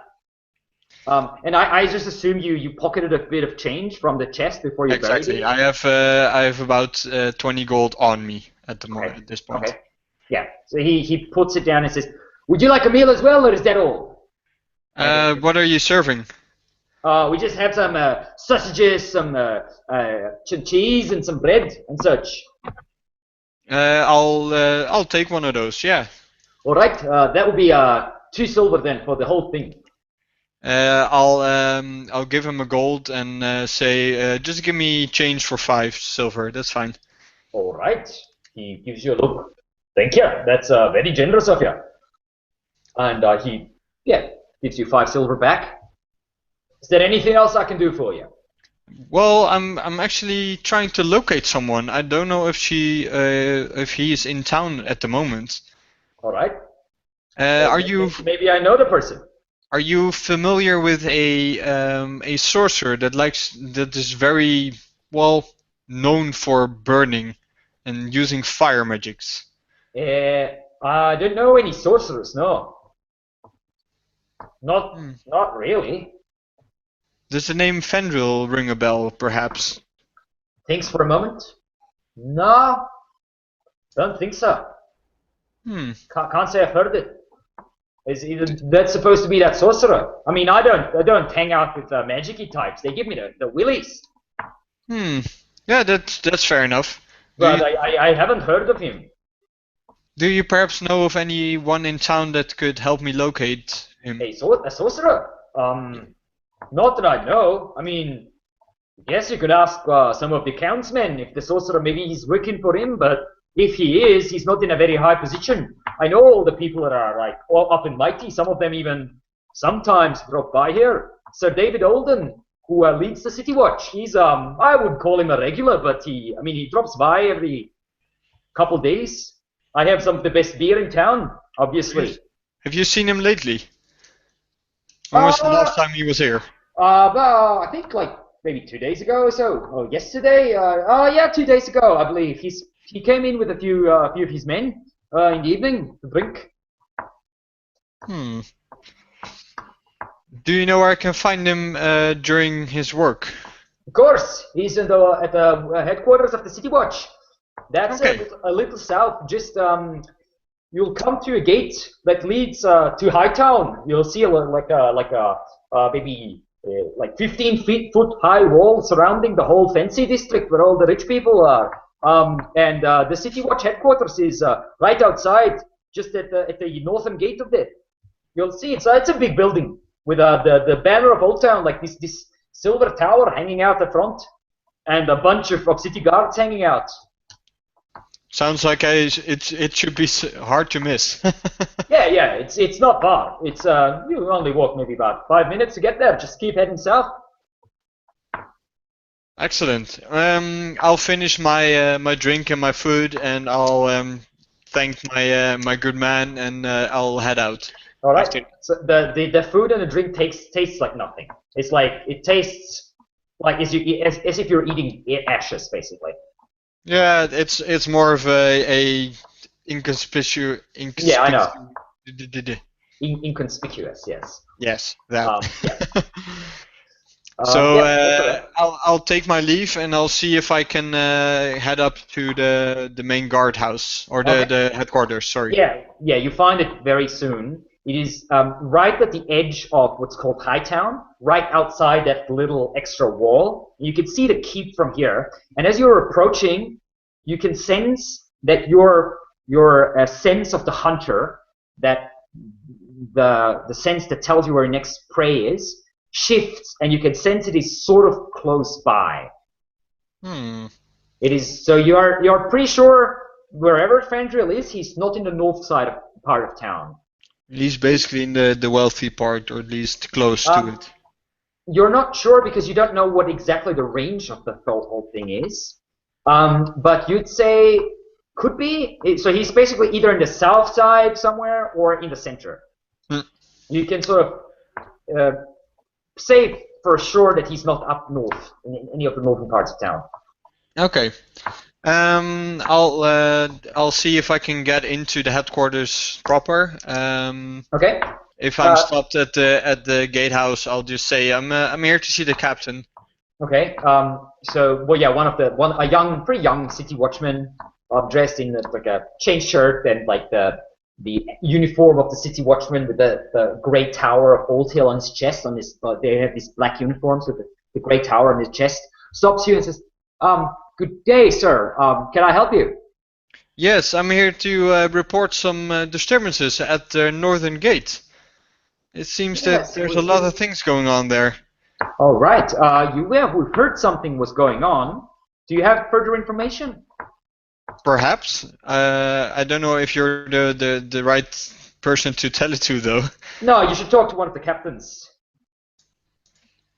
And Captain Peyton is up at the moment, so you can talk to him.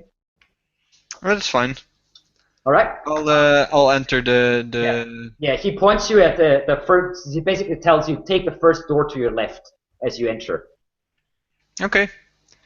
I'll proceed, and if I'm out of sight, I'll see. I'll take a look around, basically trying to get my bearings and see if there's any mention of Fendriel somewhere, maybe a roster, or I hear people talking about him, that kind of stuff. You do find, so you're like a civilian at the moment, right?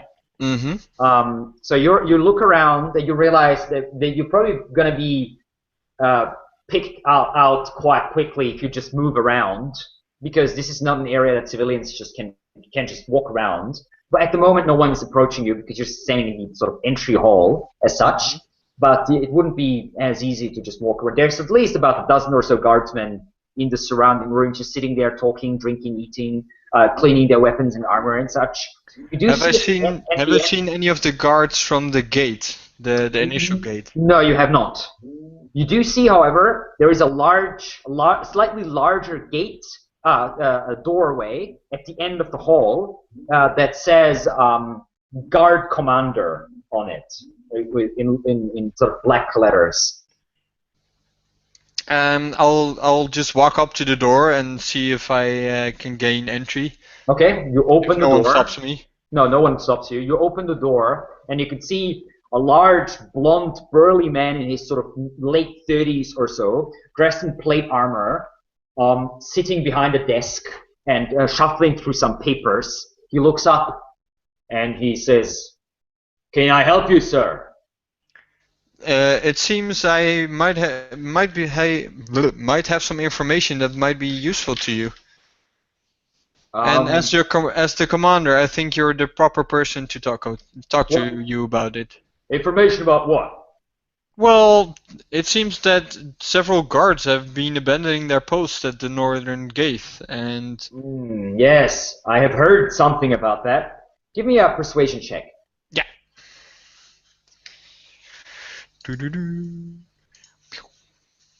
Persuasion. Yeah. I'll just roll it and reload my character sheet later. Okay.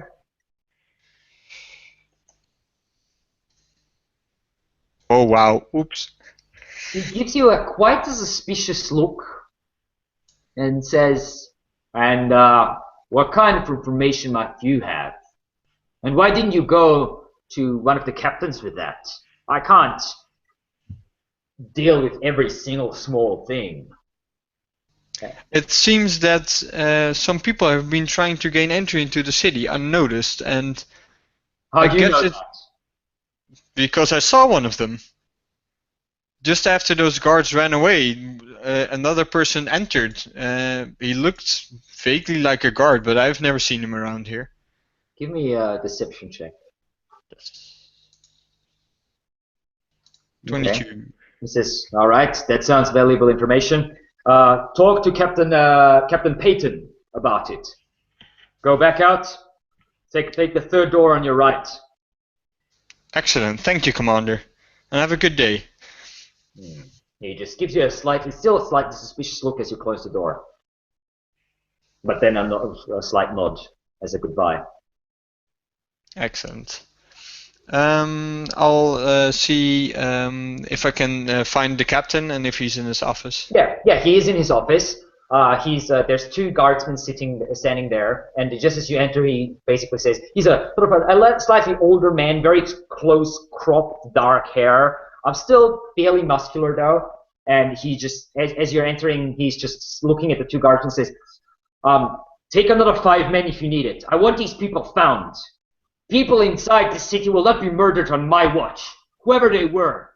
I want them brought before me in chains before tomorrow morning. Am I understood? And the two of them are like, yes, of course, Captain. And they just sort of turn around, salute, and walk past you. The captain looks to you, looks a bit pissed off, and says, "Who are you? What do you want?" I have some information regarding the topic you've just discussed, I think. The attacks on the citizens? Yes, I was walking from the north gate into the city. Come in and sit.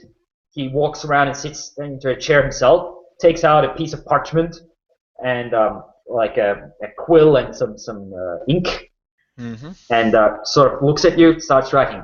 First, tell me your name. And my name is Richard. All right. Where are you from? I'm from White Iron. Oh, long way from home. Yes, I've always wanted to see Old Hill, but it seems I've come at a bad time. Well, I mean, generally the city is fairly quiet, but I don't know what happened. Anyway, so you just arrived in the city, did you say? Yes, I arrived at the north gate, and when I did, there was no one there. And when I looked, I saw 4 of your guardsmen running away, and one other weird fellow carrying a chest walking the exact opposite way. It was very peculiar. What kind of fellow? Well, basically, I give him a physical description of Simon. Okay. The general layout of his face, hair color, stuff like that. Yeah, he writes it down, yeah. And he was walking with a quite large chest, and then actually ran into two other guards, and they basically, after he left, ran up to the gate to guard it, I guess. It was quite weird. You think that Simon, this blonde fella, has something to do with the attack? I can only imagine. I mean, it's a very weird way to enter a city, and then. So the guards ran away from him. Is that what you're saying? I can only imagine. I see. I'll have to find those guards. The North Gate, you say? Yes. I see. Abandoning their posts. Anyway, is that all? Yeah, that's all. But I thought it would be, considering all the murders, I guess there's something afoot around here. So I thought it would be worth mentioning to you. Yes, you're right. Thank you, citizen. You did your duty. That could very well be connected. We'll take it from here. Thank you very much. Welcome to Old Hill. I'm sorry that you came in such a inopportune moment. Yeah, that's okay. Perhaps you can assist me. I'm actually looking for someone, and have up to now not been able to find him. His name is Fendriel. He's a sorcerer, I think. Apparently, he is extremely good at fire magic, and I've always been intrigued to see it, and perhaps convince him to show it to us back in White Iron. A sorcerer, you say? Fendriel, yes. I've heard the name. I believe he worked with the Count previously, but yes, I don't know if that's still the case. That's right. That's what I've heard. Where I heard the name from. That's right. He was one of the Count's men in the lances or whatever, the sunblades. That's right. That was the word. That was the name. The Count's mercenary, the Count's company before he became Count.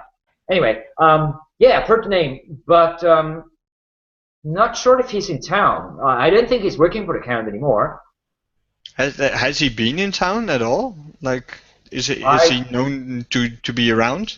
I mean, I haven't seen him. I don't think he's working for the Count at the moment.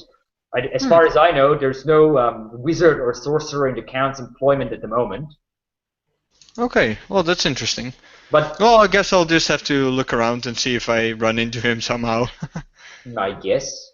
Thank you so much for your assistance. You are welcome, citizen, and thank you for your help as well. You're welcome. And I'll just go stand up and leave the guard headquarters. Okay. And I guess I'll try and find my compatriots. Okay. Give me an investigation check to see if you manage to do so. Yes. Sounds like we're gonna have to just do this the old-fashioned way and just kind of walk around town until we find him. Okay, so just looking around the area where you left them, you're sort of deducing that they probably look for some abandoned building. You look around, you find 2 or 3 buildings that could be fitting. You try one of them, but you realize, okay, there's just a poor family living there. You excuse yourself, walk to the next one, try the door, push the door open, and you can see inside, in the back, half hidden by the twilight of the interior, your 2 companions. Ah, my friends. He's been gone for about an hour and a half, so both of you are just resting. You can see both of them are in the process of resting. The necromantic energy is sort of surging out, and then you can see these ghostly faces appearing in the air around them and then being pulled inside again.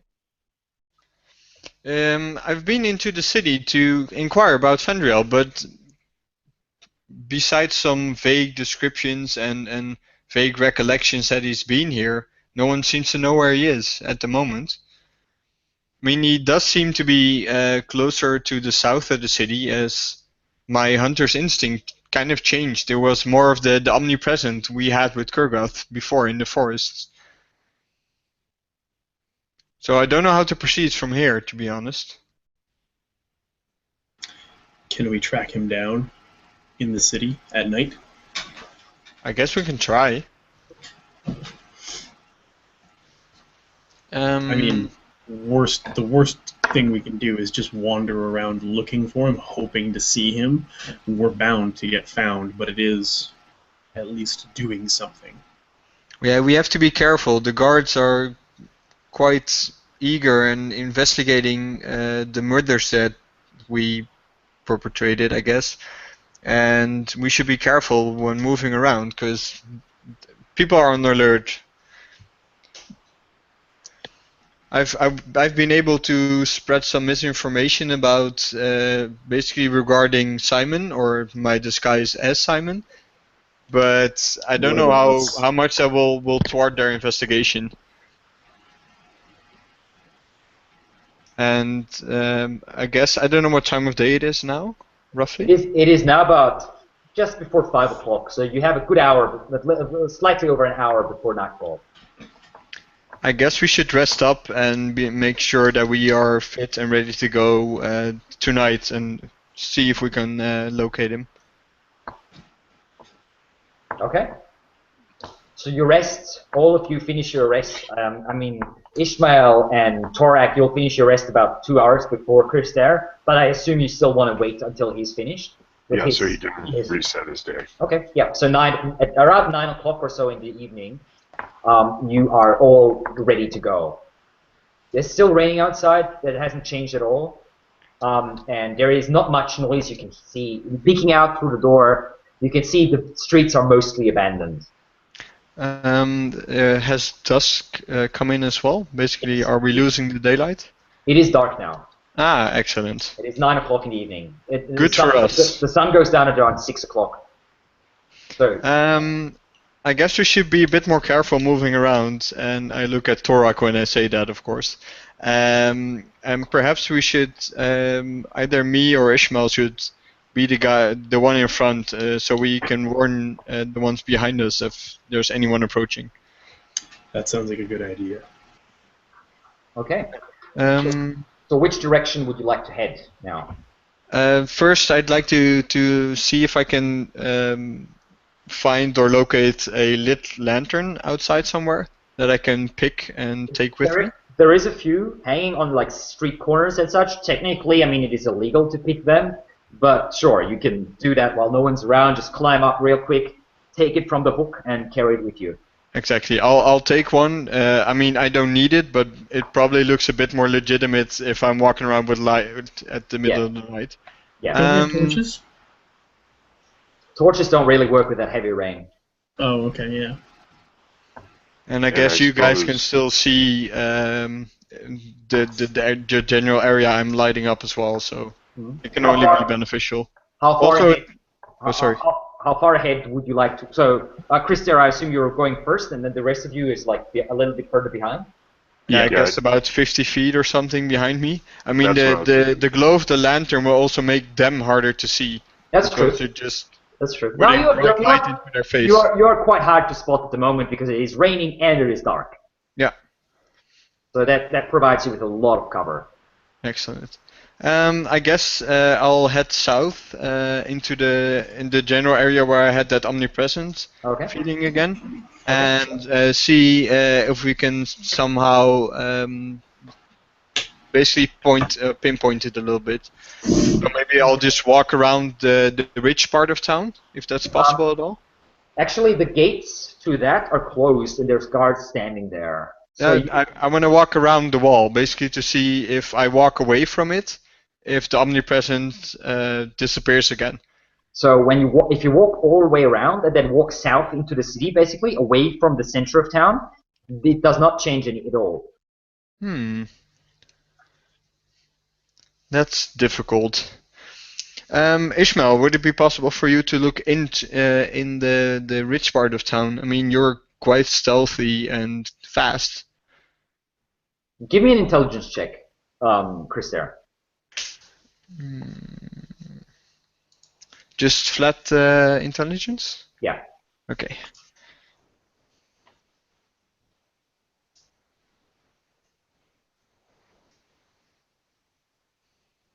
Ooh, not so good.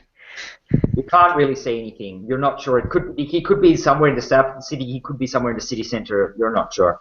There must be a way to locate him somehow. This is getting frustrating. I mean, even in a city of 3,000 people, we should be able to locate him. I'll just I'll put a little bit of my cloak over the lantern to basically douse the light, and then walk back to my friends. Okay. It doesn't seem to help walking around. I was hoping we would be able to pinpoint it a bit more, but I'm struggling here because I don't think Torak would come up with this one on his own. But one of you guys might remember how we found Korrga last time. We were having trouble finding him, and we were able to kind of sit down and focus for a little bit. I guess we can try that. We'll have to find a little bit of an alcove in an alleyway or something, so we're a bit out of sight. Yeah. And then we can take the necessary time we need to maybe focus, if that helps. Yeah, we can do that. And actually, thinking back to when we did that, I don't think Ishmael actually partook. He was walking sort of around the perimeter and kept his guard up. And he was, that's true. I think he's going to do the same thing. He's going to keep an eye out while you two focus. Okay. Seems okay. So let's find an alleyway, and Torak, not being super tall, he's only like 4'8" or something like that. He take a barrel or some kind of just any sort of an obstruction in the alleyway, and kind of just position it so that I can just sit right behind it, and somebody walking by isn't going to, hey, what's going on over there? I just want to find something that. Yeah, metagaming, I want total cover. Okay, there is a few grain barrels and a few crates, old crates lying around that you could use to form a small type of barricade, basically. Yeah. Yep, you could do that. Okay, so I'll do that, and let's just sit down next behind it and begin to focus on this sense of where he is. Okay, well, what are the rest of you doing? I guess I'll be somewhere near to him. I'll keep the lantern doused, basically, or covered up. And I'll take off my cloak, actually, and just put it over the lantern and put it somewhere safe so it won't go out anytime soon. Okay. And I'll hop into one of the rain barrels, since we don't need to breathe. I'll just be underwater. So I guess I'm completely out of sight then. You are. And I'll try and focus underwater. Okay. And Ishmael, it'd be nice if he could hide, but he's more concerned with making sure he's just got eyes on as many of the entrances or exits to this sort of back alley as possible. You're sort of patrolling around, basically. Yep. Okay, fair enough. Okay. Yeah, Krister, you get a weird feeling being submerged underwater for the first time since you drowned. But you shake it off. The hatred is strong. Krister and Torak, give me wisdom checks as you concentrate. How long do you want to try this for? Like, how much time do you want to take?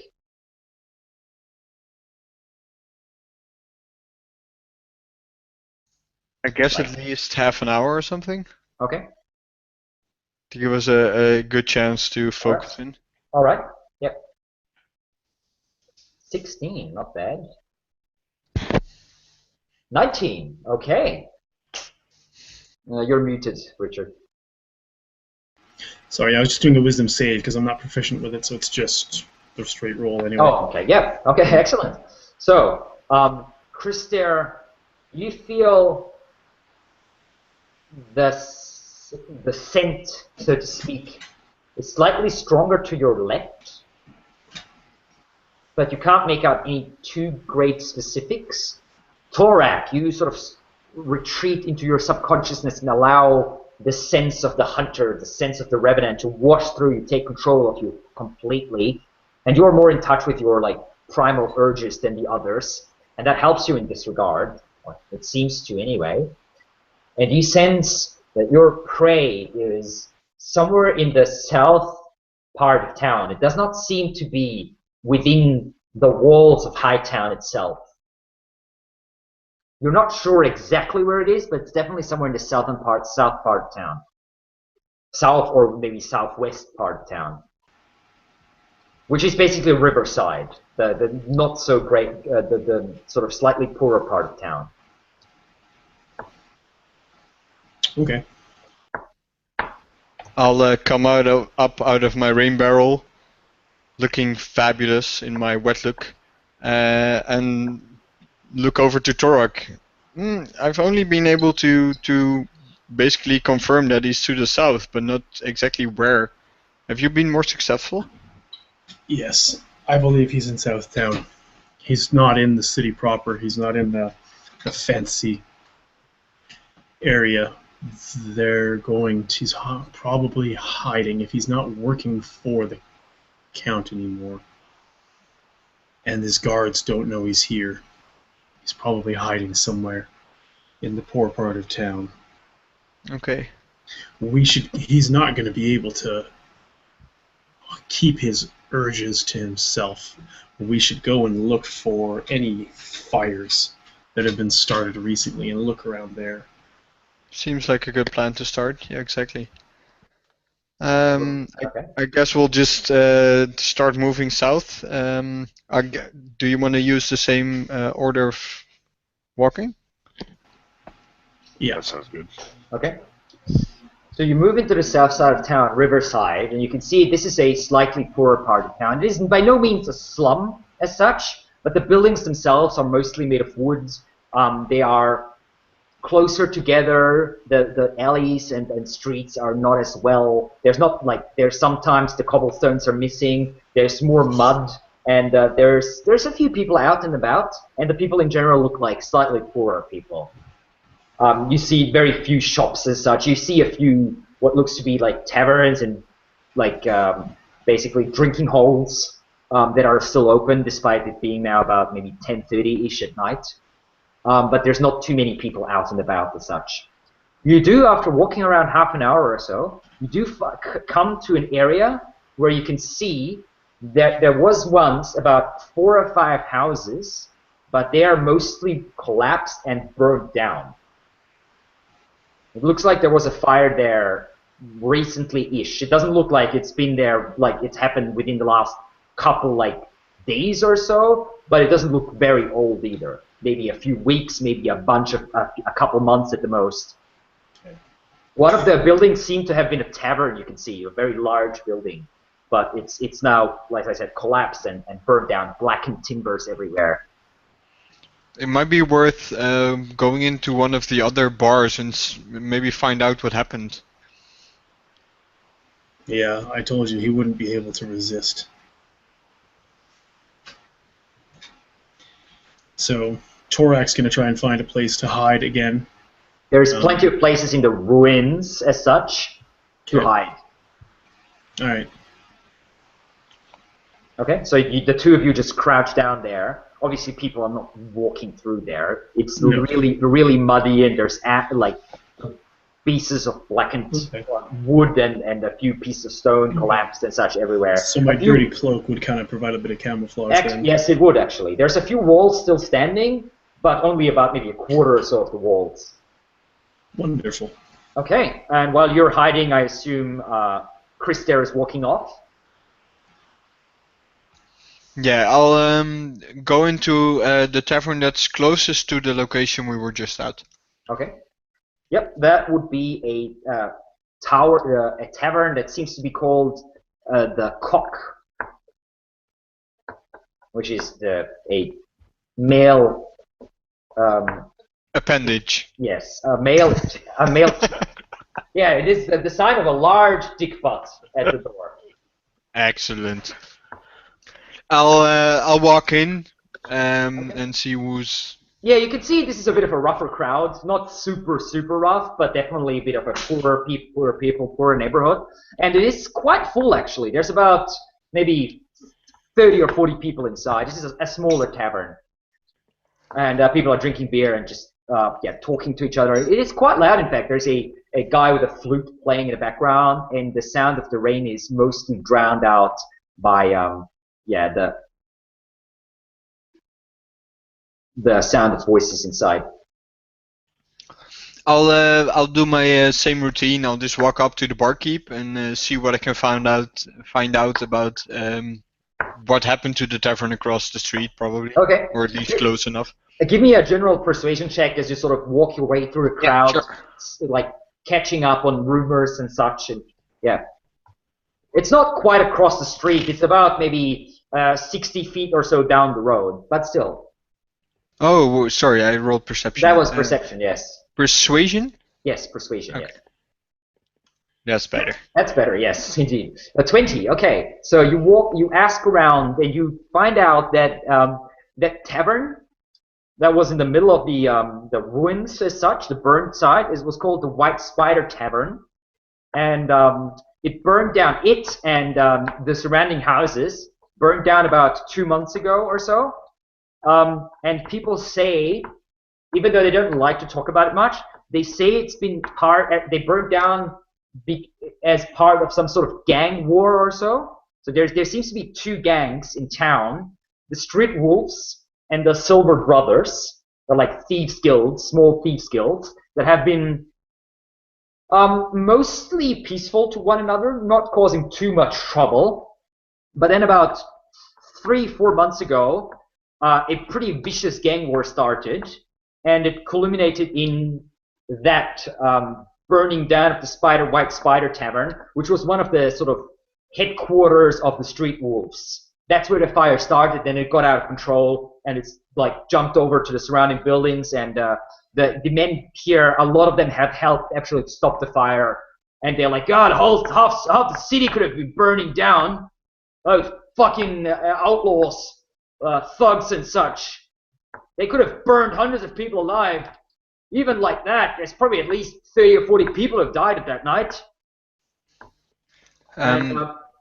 What was the opposing gang? Because this was the headquarters of the Wolves? The Street Wolves, yes. The opposing gang was called the Silver Brothers. Okay. And you also find out with a 20 that actually both the leader of the Street Wolves was a tiefling called Fang, and the two brothers, did I say Silver Brothers? No, the name of the gang was actually the Silver Fingers. The Silver Fingers. Fingers, okay. Yes, the Silver Brothers were the two leaders. The Silver Fingers were led by two brothers, who were called nicknamed the Silver Brothers. They were pickpockets and like burglars and such, quite good ones. But very shortly after this all-out battle took place, both Fang, the leader of the Street Wolves, and the two Silver Brothers were supposedly captured. No one really knows how. Supposedly captured by the Count's forces, and all three of them were hanged about 3 weeks ago on the main market square. And people are like, yeah, the Count is getting rid of all those bastards. He hasn't even been in power for a year, and he's been cracking down on crime big time. Well, it takes one to know one. What? I said it takes one to know one. What do you mean? Well, let's just say that the Count's past is not as glorious as his current position. Alright. Well, I've heard rumors he was a mercenary, but he's been treating the city well so far. I mean, the taxes have gone up a bit, but if he's cracking down on crime, taking out bandits all over the countryside and such, that's fine. He could have him for a few more of my coins every now and then. At least I don't have to worry getting mugged in a back alley by those fucking street wolves. I mean, they're still around, but there's probably not many of them left, and they've been keeping to themselves. Would it be possible to find any of them? I have no idea. I wouldn't know any of them. Are you sure? And I basically look into his eyes, going like, giving him the look of, would it take some coin to get this information, or are you just going to tell me? Give me another persuasion check with disadvantage. Clearly, this is not something people here like to talk about. 17. Okay. Yeah, he sort of says, well, I've been feeling a bit weak lately. I could probably use some more food and such. That would maybe help my memory a little. I'll at the point when he says that, I'll put my hand up and order 2 plates of food at the barkeep, basically, or the maid who's running around. Yeah, just remove the other 5 silver or such, I'd say. Or Yeah, exactly. Sure. A bit of alcohol and a little bit of food that you spent, gave to people here and there. And yeah, he's like, all right, well, I can tell you what I've heard. I'm not sure if it's true or not, but what I've heard is that there's a third gang in town, and he sort of leans in a little bit, this bearded guy you're talking to. I've heard that third gang call themselves the Last Blades or something like that, some fancy name. And I've heard that they've actually taken out quite a lot of the street wolves and the Silverfingers.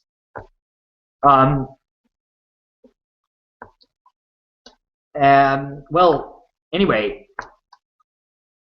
that's what I've heard. I don't know where to find them exactly, but if you're looking for some of the street wolves, it's probably the best bet is trying to find these new men in town, the Blades. They might have control over the street wolves, or at least know where to find them.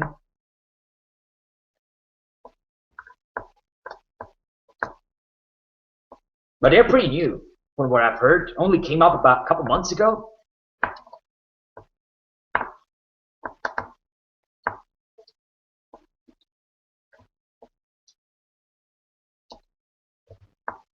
Anyway, that's all I know. And you haven't heard it from me.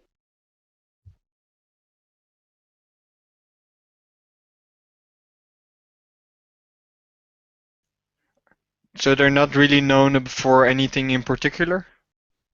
From Any form of activity, like stealing, extortion? From what I can say, they've been keeping fairly quiet, weirdly enough.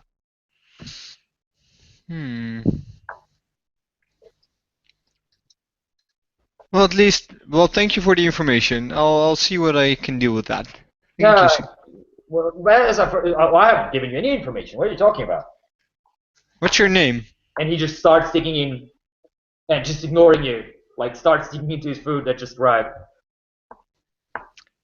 Before I leave, I'll walk up to the barkeep and go like, "What do you know about this guy?" And I point at the guy that's eating. Who? Robert? He's a regular. He comes in most evenings. Why? Do you have any problem with him? Trustworthy fellow, I take it. Oh, sure. I mean, I don't know him that well, but he's a regular. He pays his bills. He pays his bills, and that's it. That's a good quality. All I'm concerned with, honestly. Okay. I'll take my leave of the tavern and see if I can find my compatriots again to share the information I just received, and Certainly. see if we can come up with a plan to maybe find the blade, Okay. the last blade. And, So yeah, it's Ishmael would have yes. been in those burned ruins with Korrga. Yep. This rain is still coming down on you. It is now about midnight. Torax just kind of looking around. He sees Krister approaching. And so what did you find?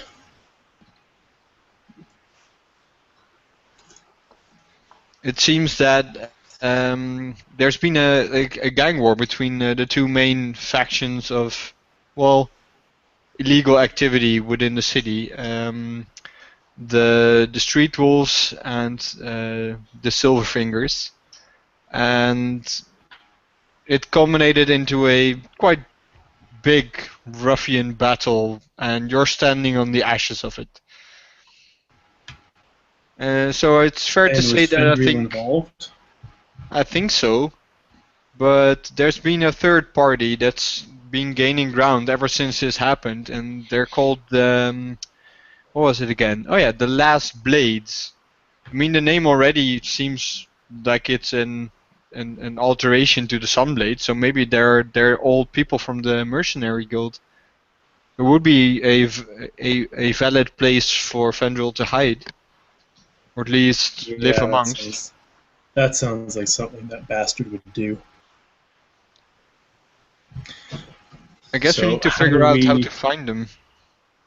How do we find a not wanting to be found criminal organization? I guess we could play victims. Are they out robbing people?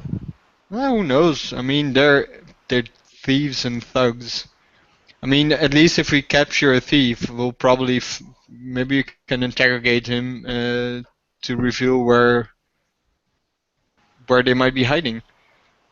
Torak would look at Ishmael and be like, this sounds more like your area of expertise, the thieves and whatnot. I have What would you know about these people? I have no connections that I recall in Old Hill, and if I did, I don't know if my appearance would go over well with them.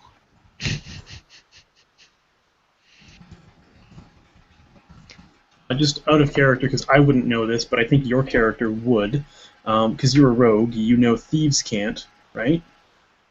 Would you be able to look for those kind of signals and that kind of stuff to see, like, if you can identify like some of these people, and then we could follow them back to their base? That seems like a good plan. Yeah. Yeah. Is there a window to the bar or the pub that I could look in and see if there's anybody shooting off a few glances or phrases? To the cock, you mean? Yeah. Yeah, there's a bunch of windows. So some of them are closed, but some of them are still open as well. So you can gaze in if you want to. Give me a perception check. Cool.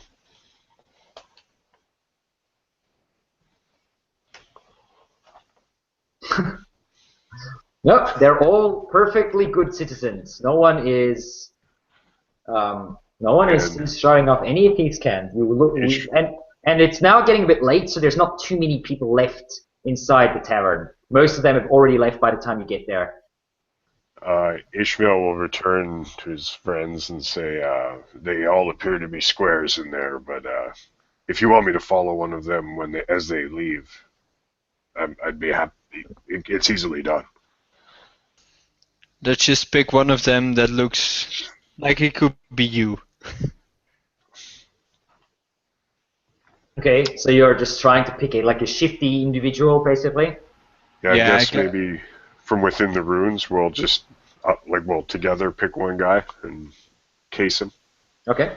Yeah, that seems like a good plan. Yeah. You pick out a halfling, a male halfling, sort of younger, bit younger, sort of brownish long hair that looks a bit suspicious as he scuttles out the tavern, and he stops maybe about 20 feet away or so. He takes out what looks to be like three gold pouches, and he opens them and starts counting coins inside, hidden inside of sort of the shadow of a walkway,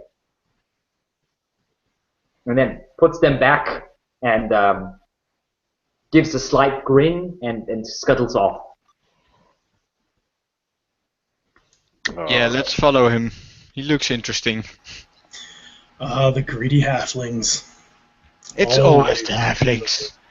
I'll take the lead in the pursuit. And Okay. he'll slink forward as he tries to hug the ruins and such and buildings as he Yep. follows. Give me a stealth check as you follow. The other two are further back, or Yeah, I'm gonna be Actually- staying like pretty. I'm probably gonna try and stay a decent ways back. Like, I would probably try and stay far enough back that I wouldn't even be able to see this guy. I would just be able to see Ishmael and Krister. yeah, fair enough. You don't need to roll check stealth gen. The rain swallows your footsteps, so he wouldn't be able to hear or see you anymore. Okay, Ishmael, you follow the guy for about 5 minutes or so. Then he looks around, you duck out of the way, and then he enters a small building. You can see he knocks at the door like a couple times, some sort of knocking signal maybe or something, and then the door opens and he slips inside and the door closes again. This is a building that's basically next to the southern wall. It's in the shadow of the very shadow of the wall. So making sure he wouldn't misplace the building, Ishmael would look back to his own followers, and if they aren't rapidly coming up to him, he'll go back to bring them up That okay? and point out this building. And he'll mention, do you think I should try to breach this door, or do you want to wait for him and set up a situation? Yeah. Did you take a close look at the knocking signal? Could you replicate it? And searching his memory, could Ishmael do like an intelligence or wisdom? Yeah. Give me an intelligence check. Actually, that would be that would probably be more intelligence. Yeah. Basically remembering the proper order. Yeah. Yeah. You only saw it like briefly. Oh, yes, you do remember. It was two knocks, pause, 3 knocks, pause, 2 knocks. Not super complicated. 2 knocks, 3 knocks, 2 knocks. Yeah. Excellent. How about we crash this party? If we head in there, people are going to die. Do we want them all to die? Not all of them. We need I don't people think to they're going to. interrogate. I don't think they're going to really take kindly to seeing me walk in there. They might handle you and Ishmael a little better, but I tend to evoke certain reactions from people now. And Ishmael will pull down his jaw thing, and his face is like all dented in on the one side. Yeah. And he pulls it back up. Okay. I guess I'll just walk up to the door and use the knock, and maybe Ishmael, if you can, try and sneak in with me. Okay. So you knock. And Ishmael will just be like off to the side with the back. Yeah. So you knock twice, 3 times, twice, and door. You wait for a bit, and then the door slides open a little bit, and you can see a face appearing, a halfling, not the halfling you followed, another halfling, a bit older. He looks out into the darkness and says, "Yeah, come in, quick." And he steps back and opens the door a bit further. I'll walk in, but slow enough that the door's open for a while, that Ishmael could close the distance if he So wanted to. you can see inside is not a very large building. It's a medium-sized room. There's a small fireplace. There's no fire inside though. And there's a table, and there's 2 men, the halfling you followed and the human. So 2 guys plus the 3rd halfling. So 3 people all in all in the room. They all look at you, and they're like, as they realize they don't know you, they immediately pull out daggers and point them at you. And the halfling at the door is just standing and like tries to push the door closed behind you. Welcome to hell. And the door closes, and they're like, "Hey, who are you?" The man is like, who are you? What the hell? We don't know you. What are you doing here? I'm here to offer you a proposition. What? What kind of proposition? What does that even mean? It seems that some individuals have been lurking around the city, and they're carrying quite a large amount of gold with them.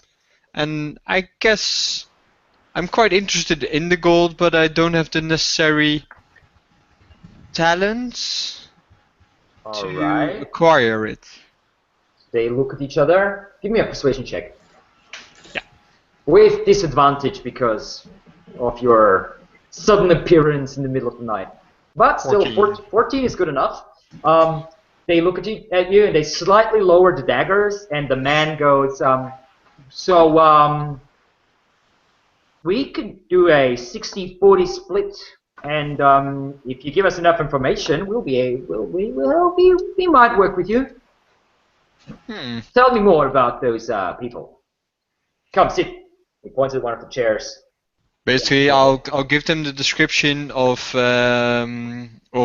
pre-Revenant Ishmael and Simon. Oh, pre-Revenant. Okay. Pre-Revenant Ishmael and Simon, like the physical description. Okay.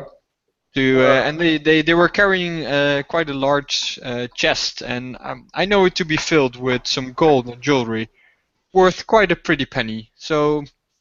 Well, where is that chest now? Well, they were keeping it close, so they should have it on them, or at least they can tell you where it is. Oh, we can't do that sort of work. Sorry, you got the wrong crowd. We're not like throat cutters and such. We do more, well, slightly more sophisticated type of work, if you catch my drift.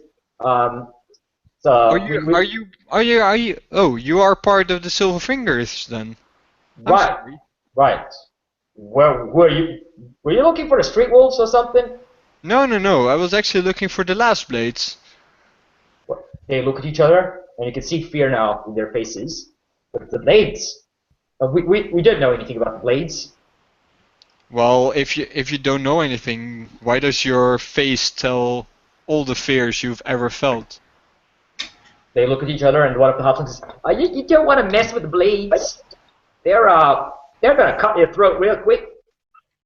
They're not nice people." Well, I want to know where they are, and my tone of voice will start to shift more into an intimidating nature. Okay.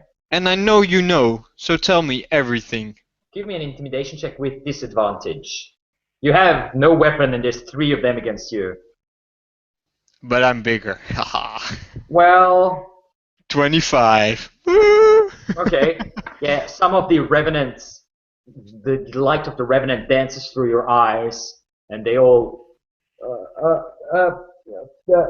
look at each other, and one of the halflings says, if we tell you, you're gonna leave us alone? Of course. I mean, if you're not the Lost Blades, I don't really have any other business with you. No. The dancing dame. That's where you need to go. The dancing dame. That's one of their hideouts. Yeah, it's in the market quarter. That's all I know, really. Is there any among them that likes to play with fire? Well, yeah. What we've heard, their leader he's burned down the White Spider a couple months ago. But I've heard he's half elf or something. Okay, thank you so much. And basically, I'll give them the intimidating eye all the way while I back up slowly out of the door, close it, and then just when they think they're okay, I'll open it again and go boo, and then I'll close it again. Okay, they're like looking at each other, and then the door closes again. Excellent. Well, and I will regather with my mates, and well, that was useful. I guess we have to go to the Dancing Dame. It seems that that's one of their more prominent hideouts. Let's go tear that place down around them. Well, it seems that our dear Fendriel has even made it up to leadership of this nasty little gang of thugs and thieves. It's going to be unfortunate. They're going to have to find a new leader. Well, that also means that there might be a lot of reinforcements around, so maybe we have to be smart about this. Smart and cruel, of course. And, What did you have in mind? well, perhaps we can stage a little revolt or see what we can figure out when we get there. I take it, Alex, that they gave me rough directions towards the Dancing Dame? Yeah, the Dancing Dame is on the very western, the very eastern part of town. Okay. In the very eastern corner of town. It is seems to be a fairly respectable neighborhood. Nothing too fancy, but. Okay. I guess we can walk over while it's still dark. Sure. It's now it's about 1:30 or so at night. So the streets are empty completely, except for the two pairs of guards walking around with lanterns. The streets are completely empty. Most of the houses are dark. I guess I'll use my blend with the shadow ability when we get close to guards, and I guess my two compatriots will also be able to hide out either behind some. Well, the guards are easily dodged. They're carrying lanterns after all. So exactly. Bubbles of light walking through the streets, so you can easily step into a back alley or into a door entrance or something while they're passed. So it's not a big problem. Okay. Okay, and after about 10 minutes or 15 minutes of walking, you reach the Market Quarter neighborhood, and you can see it's a decent neighborhood. There's a few small shops around, a few a small, what looks to be a small smithy and a tailor and such.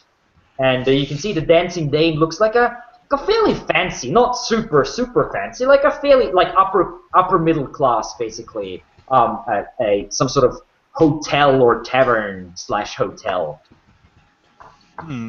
It's a fairly large building. There is very little light inside, so from the looks of it, it is closed. Oh, that's even better. I guess we can try and sneak in. If you want to, sure. Ooh, that's a nice one though. Might I not like be that plan. Good idea to try and sneak into a thieves' hideout. They probably know how to spot people getting in. Well, if they're sleeping, it's quite difficult. And I can assist you. Basically, what I'll do, I'll stay outside. I guess you two are the power behind this party. And what I'll do, I'll when we're close, I'll cast invisibility on both of them. Okay, cool. So it lasts for an hour, and you can just, as long as you don't attack, you're invisible. Yeah, or cast a spell. Or cast a spell, exactly. But Yeah. both of them, yeah. I guess the earth cantrip counts. Yeah, But yeah, they both have. actually, you can walk around quite safely. Okay, both of your forms dissipate, and you cannot see each other anymore. And I'll join them as well, but I'll stay in the shadows and the darkness as much as possible, and use my melt with shadow ability to basically be invisible when I'm stationary. Okay. So, what are you doing? You're now on the opposite side of the street, looking out over to the Dancing Dame. You can see there is light in one window on the second floor, and there is a little bit of light in what looks to be the back of the ground floor. But the rest of the building is dark. I guess we should look at the ground floor first. Yeah, See if we can sneak in. If the coast is clear on the thoroughfare, Ishmael would approach. No one to be seen. And he'd first look in just the initial dark area, if it is like an open pane of glass to see in. You can look into the front room, like the large common room of the tavern, which is dark and empty. And then he'd just glance back at Krister and start skirting around to the lit area on the back of the ground floor, around the side. Okay. You can see there is 2 windows, but they're both shut closed. You cannot really see much through other than there's light coming out there. And there is a smaller back door in the back, on the back of the side of the house. Torek, you're quite a good climber. Can you possibly look into the top window if reasonably? If it's I can reasonable. see if I can climb up there. It is not an easy climb. This is a fairly new house, and it is very wet because of the constant rain. But you can try, definitely. Okay. Well, you have your own pinions with you on your armor. So 17. Okay, that is just barely enough. You climb up, you slip a few times, but it's not super loud.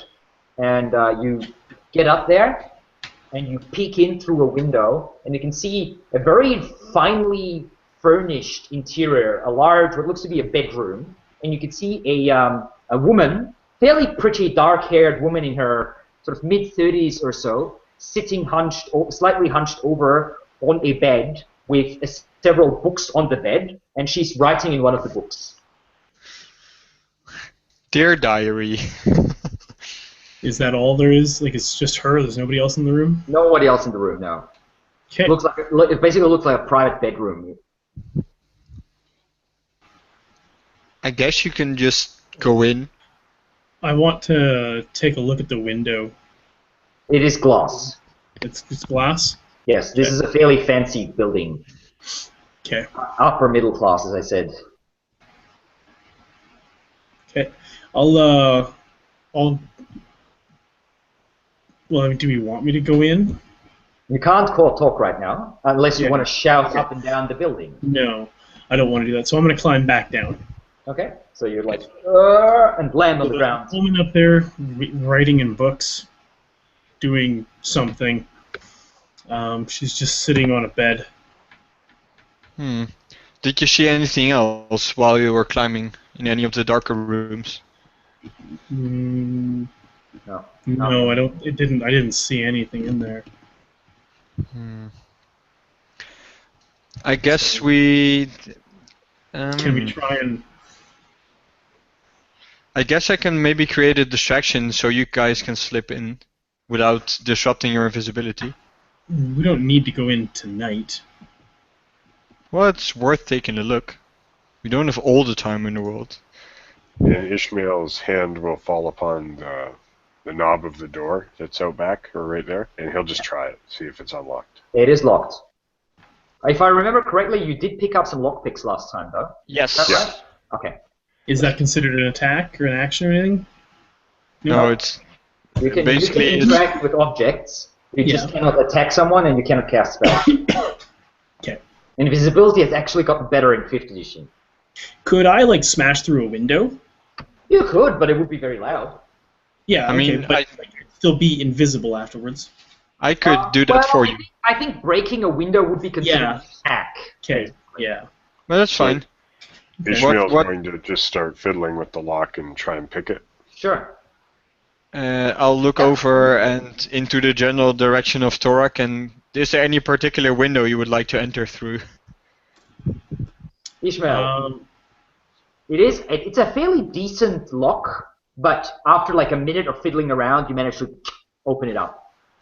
And Ishmael will just engage the knob, but he won't pull the door or push it, and he'll just say, I suppose I'll slip in for a moment, and I'll be right back. Because I guess we can't see each other, too. No, you can't. You can see Chris there, but that's all.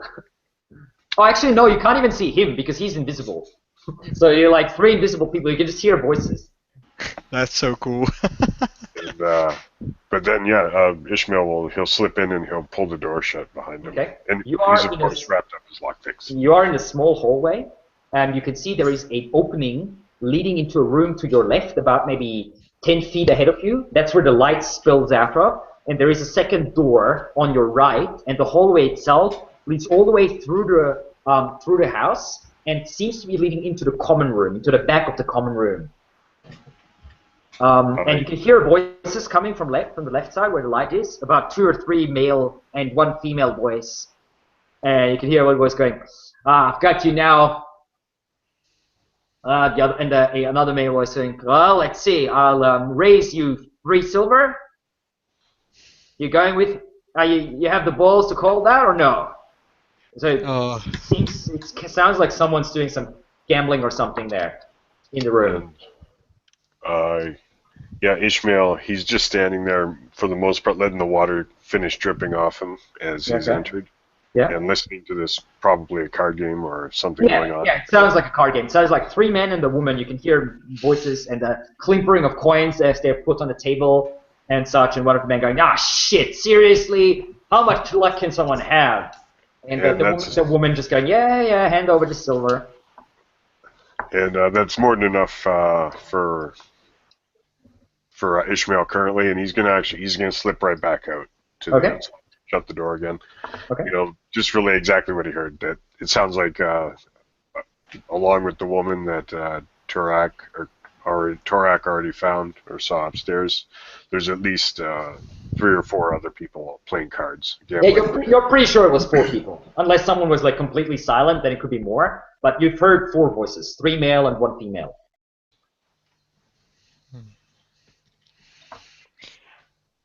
I guess I will walk up to one of the windows and use my dagger and basically just as silently as possible break the glass. The windows are shut with wooden shutters. Can I pry them open? You cannot break them. You could try, yeah. I'll do that then. Give me a dexterity check. Or a sleight of hand, basically. Let's see if I have that. No, none of the voices was Fendriel's. You would have, I would have told you, obviously. Those are all voices that you don't, that didn't sound familiar.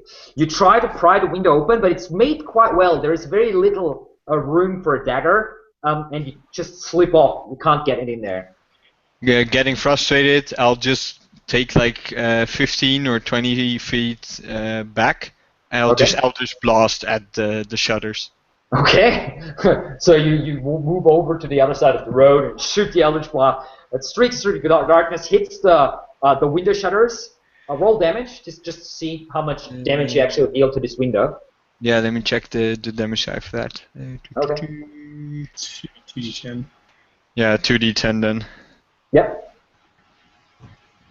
Yeah, you're level 5, yeah, so that's 2d10, yeah.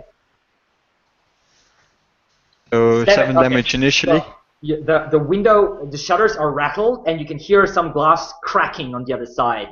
And yeah, that's all. I'll take the vial of the potion of healing we found. Okay. And see if I can find something else, and I'll just start. Cling, cling, cling. Warriors, come out and play. And then I'll blast the shutters again. Okay. I suppose Ishmael will. He's gonna like square off, and he's gonna ready a crossbow bolt for the first brave soul that opens the door. Okay. The second one actually breaks the window, makes a hole in the shutters, and the window shatters. And you can hear now voices coming from it. What the hell? What was that? What the hell? What the fuck? Check! And you can hear footsteps, and the back door opens, and 4 people, 3 men and a woman, all humans, come rushing out. They are dressed in leather armor, and they have short swords and daggers out, basically. And they're looking around, and they see Chris there, who's just standing on the other side of the street. And one of the men says, "Hey, you! What the fuck are you doing?" Are you the last blades? They look at each other, and they start stalking towards you, all 4 of them, like fanning out, completely ignoring, obviously, Torak and Ishmael, who are invisible behind them. Excellent. Just coming in towards you, blades drawn, and one of them looks around and says, "Looks like everything's clear. There's no one out in the street." And the woman steps in front of you, and she says, "And who wants to know? Who are you?" I am an acquaintance of Fendriel, and I'm looking for him. They look at each other. Give me a deception check with disadvantage. Okay. I mean, technically you're not deceiving them, but still. Deception, correct? Yes. Oh. Okay.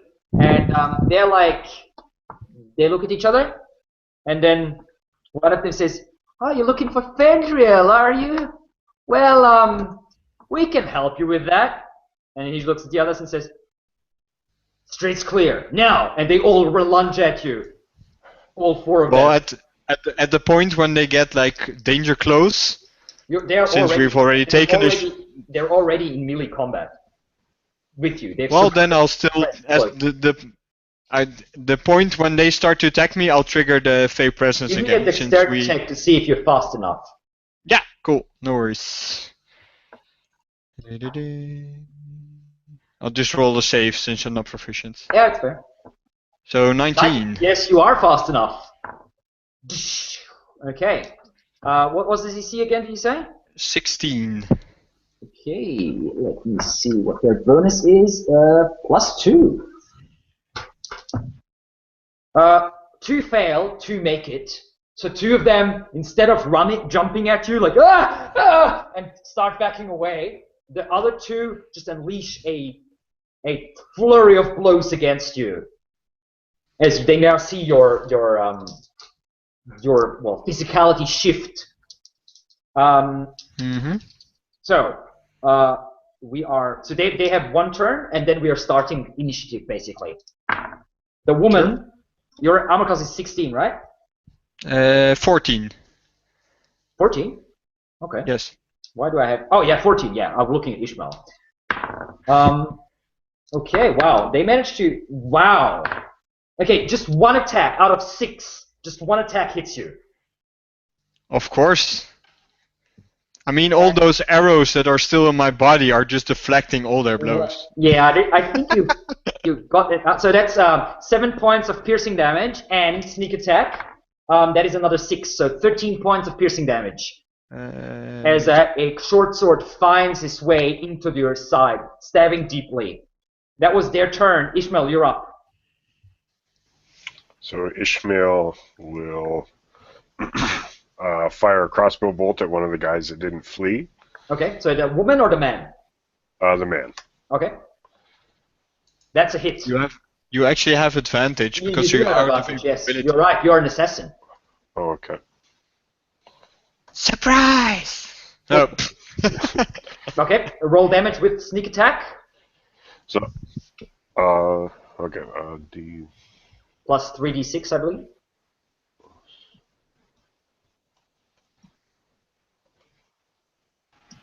Alex, I know it's not a surprise round, but would they not technically be surprised by the invisible assassin coming up and attacking them? Well, the thing is, they're already in combat.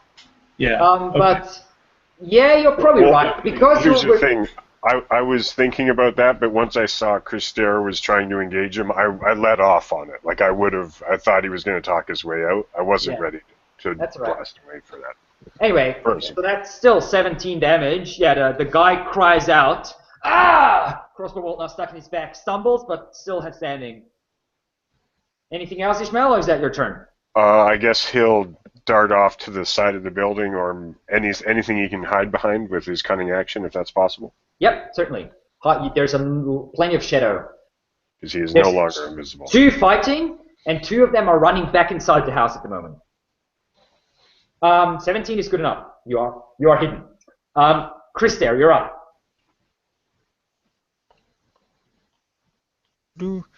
I'll cast 2 Eldritch, or at least the first Eldritch Blast at the wounded one. If he doesn't drop, I'll cast the second one. With disadvantage? Isn't it a saving throw for you? Eldritch Blast? No, that's a ranged spell attack. So why do I have disadvantage? Because you are in melee range and you're using a ranged attack. Ah, okay. I didn't realize that. I'll just use the other one. Yeah, sure. Whatever you want. I'll use the frostbite on him. Okay, that is a Constitution saving throw or something like that. Yeah. It's that is a 4, so he fails. Takes 8 points of damage, and yes. yeah, ice just starts to, the rain on him turns to ice and starts creeping over his body, and he's just, still standing, but very barely. He's stumbling around and nearly dead. And he has disadvantage on his first melee attack. All right. Next round. Now, it is, you want to do anything else? Is the 5-foot step back still a thing? No, there is no such thing in D&D. In 5th edition. Yeah. I mean, you can take a 5-foot step, but they'll lash out against you. Yeah, no worries. I'll just stay in close. Okay, you're sort of pressed against the wall, more or less, anyway. From the, like, on the other side of the street. Mm-hmm. Now, the last blades. So the two of them, do they automatically succeed on your fear, or do they have to reroll again, the two that failed? How does it work? I believe the Fey fear is only 1 round, so basically after that they realize it was a trick or something, and I guess they'll start running back. I don't know. I see. Yes, so the two of them, they one of them stops there, the other one runs inside, and the second one turns around, both blades out, looks around, and then comes running back at you. Can't reach you, obviously, in this turn, because he used the dash action to run away. Mm-hmm. But yeah, but he's running back against, like, across the street, running towards Krister again. And the two other ones, the heavily wounded guy, that's a disadvantage on his first attack, which is a miss. And he lashes out twice with his short sword. That misses both of them, but the dagger attack actually strikes through. And that will be 10 points of piercing damage. Holy, from a dagger? Damn. Sneak attack. Damn, son. He stabs you in through the arm, basically, with the dagger. I laugh and start regenerating. Okay. The woman just stabs at you as well in a flurry of blows. 2 short sword attacks. It misses the first one, hits the second one, and deals 12 points of piercing damage to you. And the dagger attack also misses so your armor class is 14. Yeah, just barely misses.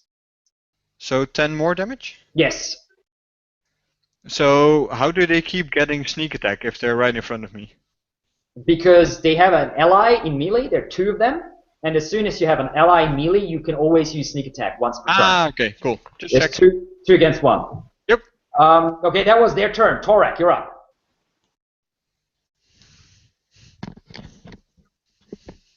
You're muted if you're talking. I can't hear you. Okay, there we go. My computer lagged for a second there. Okay, That's so right. that's getting big. So you can see, you saw one guy running back into the house and disappearing. You saw another guy coming back out of the house after he ran in, and now running towards Krister, and 2 more are stabbing at Krister, like, full on, and Krister is, like, now basically getting sliced into pieces. Okay. If I throw my maul, can I make a physical attack with it afterwards if I run up? Yeah, certainly. Yeah? Okay. You can only throw it once per turn, but if you have 2 attacks, you can still use it for 2 attacks. Okay. So there's 2 people attacking Krister. Yes, and the third one running at him. And the third one running at him? Yeah. And I want to just kind of turn my head and take a look in the house first and see if anybody's coming in or down. Nope. Not from what you can see. The hallway is empty for now. Okay. All right, I'm going to throw my maul at the wounded one. Okay. First. And we'll see. Where is it here? There we go. Okay, so 14. Okay, you hit him in the back of the head with a disgusting crack. This skull just shatters, and he falls. Instantly dead. Okay. Nice. And then we're going to catch it as it comes back and go charging up at one of the guys that's going to Krister. Right. I assume he's not there yet. He's closer. No, he's running at the. Yeah, he's close to you. He's about 20 feet away from you or so. So, and then I'm just going to take a swing and try and knock both of his feet out from underneath him. So yeah, he's the mole flies past him, hits this companion. He turns around just in time to see you catching the mole, coming at him and swing. Okay.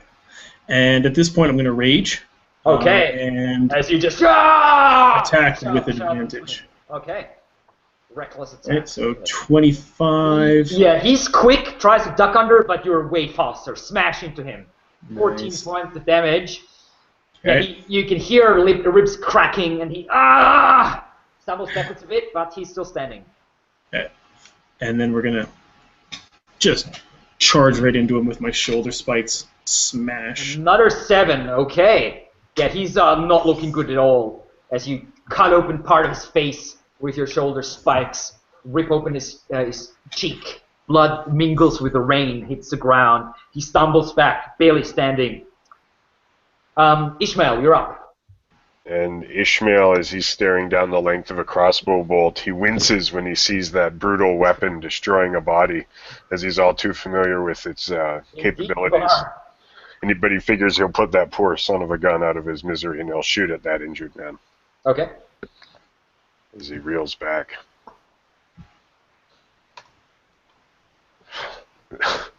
No, you don't have advantage. And bolt whizzes by, and Ishmael. Nearly hitting Torak in the... And as Ishmael's reloading his crossbow, he just tries to tuck himself back behind into the shadows again. All right. Yeah, he was hidden, but that doesn't give him advantage. Nope, you are still visible. Okay, that was Ishmael's turn. Krister, you're up. You now only have the woman standing in front of you. The other guy is dead.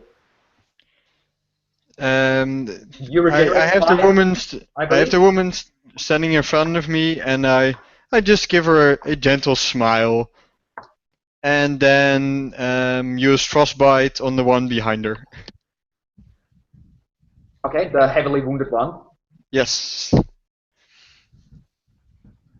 Okay, that is a Constitution saving throw with a 16, so he actually makes it. Oh, he shakes off the cold, shrugs, heavily wounded, but not unwilling to go down.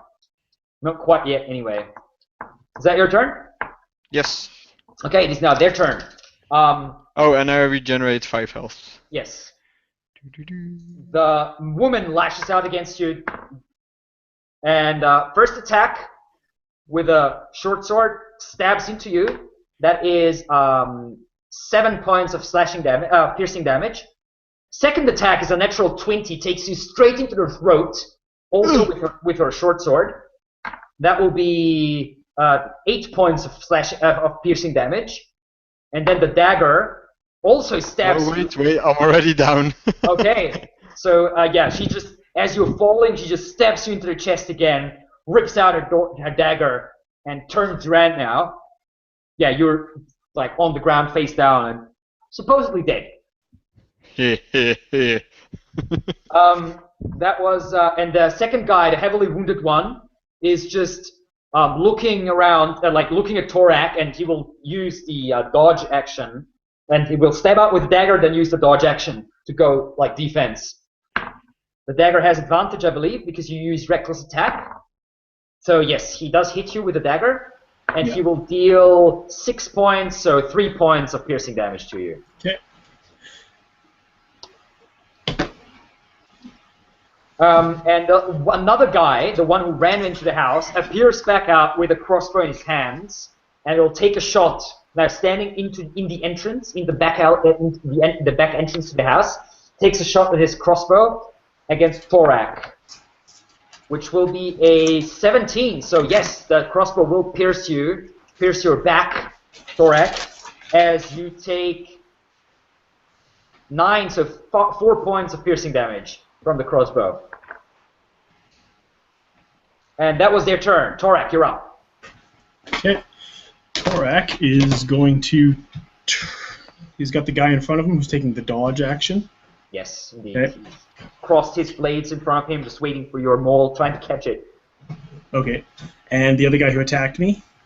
He is... So the other guy who attacked you has a crossbow out, reloading the crossbow, and is standing about 20 feet behind you in the entrance to the house, in the back, in the back door. Yeah. Okay, so who attacked me with the dagger then? The guy right in front of you. Oh, I didn't know you could take the dodge action and attack. Sure, when he uses the bonus action to attack, you can take the action to use dodge. He has an offhand weapon, two weapons. So Yeah. he gets an attack with his bonus action. That's why they have 3 attacks each. Yeah, but you don't get that bonus action attack unless you attack with your main hand. Oh, is that the rule? Okay, I didn't know Yeah. that. Interesting. Okay. Okay, good to know. Okay, anyway. Oh, okay. No, I was just confused because it sounded like okay. there was Oh, two okay. people fighting me. No, Okay. it was just on. Okay, I didn't know. I didn't know that was. Okay, I'm gonna attack the guy in front of me. Okay. With my maul.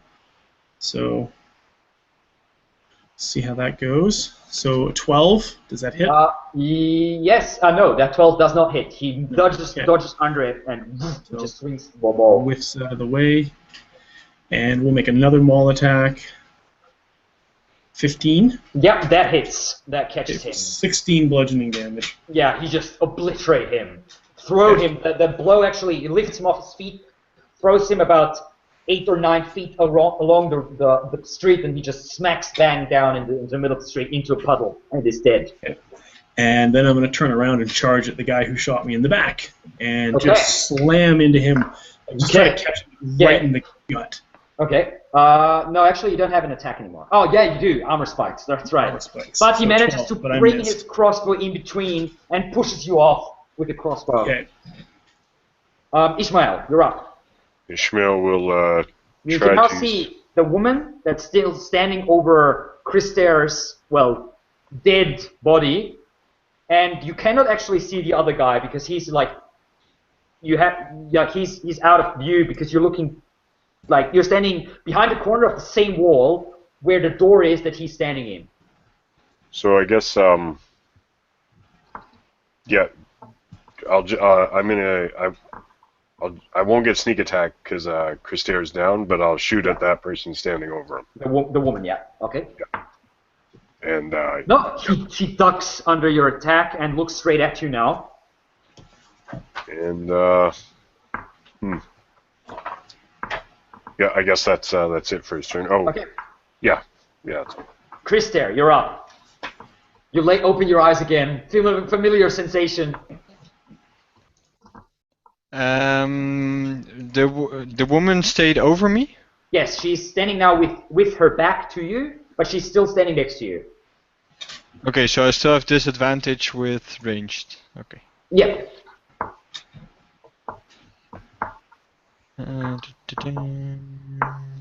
Although technically you wouldn't because she's unaware that you're attacking her. The Yes, disadvantage comes I'm behind her, right? Yeah, exactly. So I mean, even though she's close to you, there is no she doesn't take any defensive actions to dodge out of the way of your missile attack or pull your arm away as you're aiming or something. So I'll give you a normal attack against her. I'll take. I guess only the first beam wouldn't have disadvantage then. No, they both would. You shoot them at the same time, pretty much. You're Oh, okay, yeah, fair enough. Yeah, she wouldn't have enough time in between the beams to turn around. The first one misses. Second one misses as well.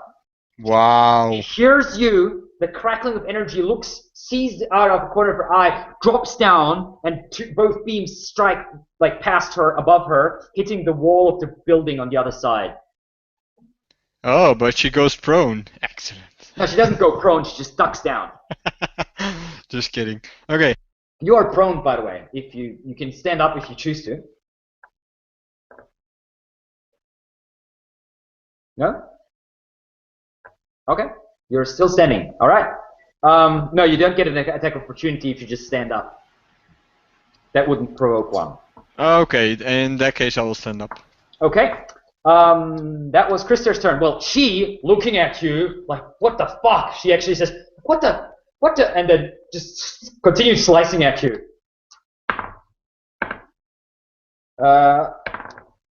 Okay, one short sword hits you, and you go down again. And she just stabs you in the chest with the short sword. You fall again. I go down with a smile. Yeah. Okay, and she's just staring at you, confused. And then we have the crossbow guy. Well, actually, he's the last one standing, except for her. So he drops his crossbow, whips out a short sword and a dagger, and unleashes 3 attacks against Thorak. Only one of them hits, and that will be 7 points of piercing, so 3 points of piercing damage to Thorak. And Thorak, you're up. All right. So this is the guy that's in front of me, Yep. right? So I'm gonna take a couple of swings at him. All right. Take a melee attack. So for 17 damage. Oh yeah, that hurts. Okay. And then I'll use my armor spikes to attack him with my bonus action. Okay. Okay. And for 24 for 7. Oh, he survives with 1 hit point. Just barely standing. Okay. And then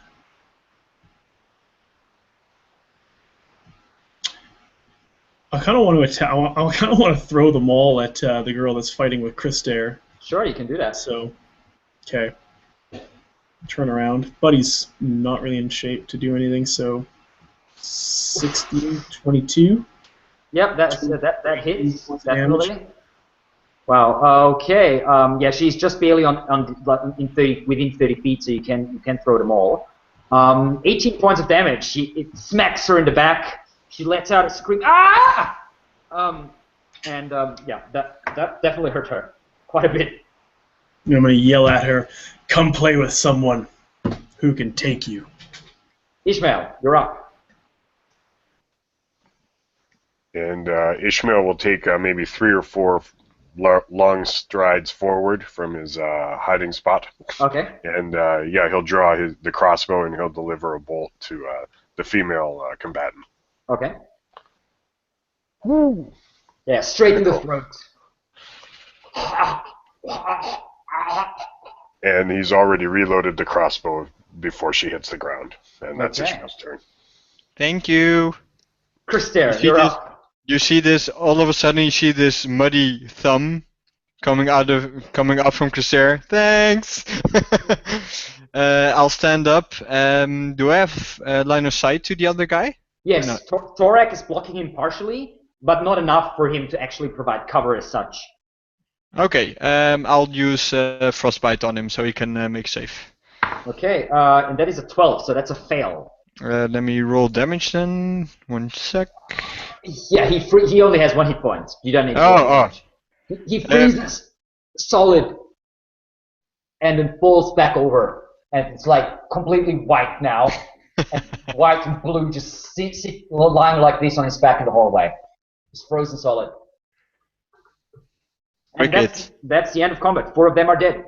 Okay, what are you going to do? This whole thing was pretty loud, by the way. Thorax screaming in his rage and the people screaming in pain. Let's look through the bodies and see if we can find something on them. Yeah, Ishmael, I want to know where the girl dragon upstairs female is. inside. And then the other bodies too, but he'll start with the light one. Sorry, what was that? What do you want to do? I'll let you go. The girl upstairs that I saw, did she come down?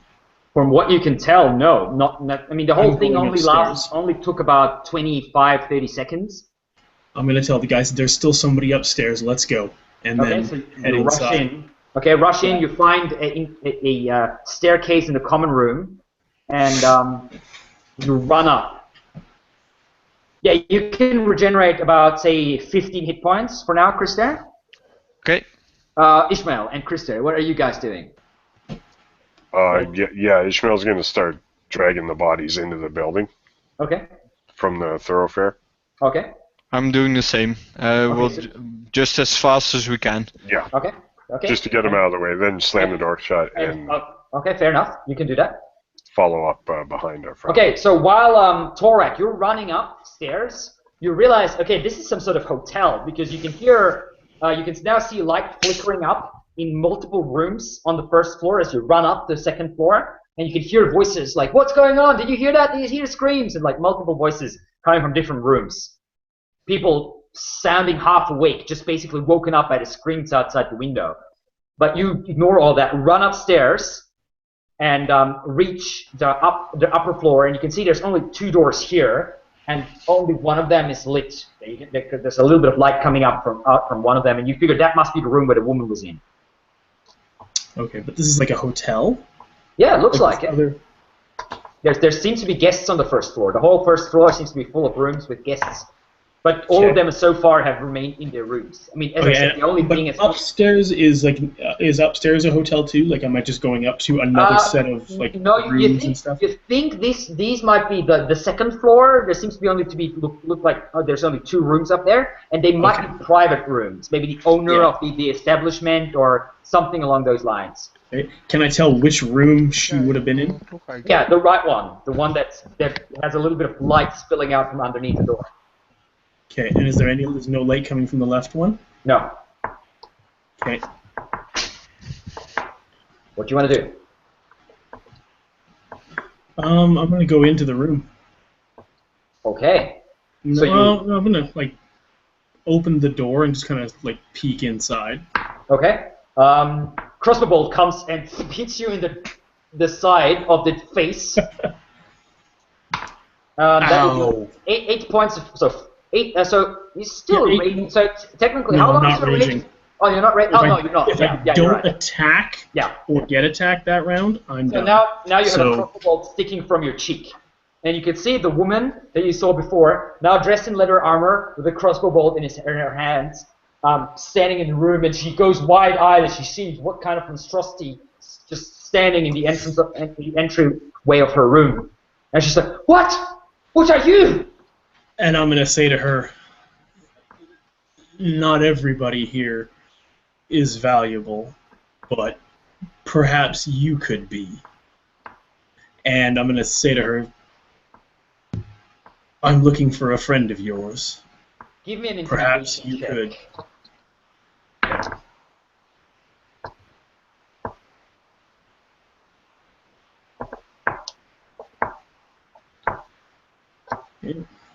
Oh my god! I crit. Okay. She goes wide-eyed as you fully push into the room, like just in the process of reloading her crossbow, but her hands are shaking so strongly that the bolt actually slips through past her fingers, hits the ground, and she just drops the crossbow as well and presses herself against the wall with the window, basically. For a moment, she's even thinking, you can see in her head, she's even thinking to jump out of the window, but then realizes, okay, this is like quite a bit up, and there's just a cobblestone street underneath. So she's like, what are you? What do you want from me? Please don't hurt me, please. I'm here for your friend Fendriel. What? Fendriel? He's not here. He's in the headquarters.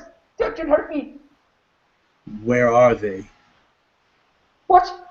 The headquarters? Where is Fendriel? Where are your headquarters? They're under the White Spider. In the tunnels. Oh, that makes sense. So Torak's going to walk over to her. Okay. And just tell her. Do I recognize her? Like, she wasn't like a member of the old mercenary company?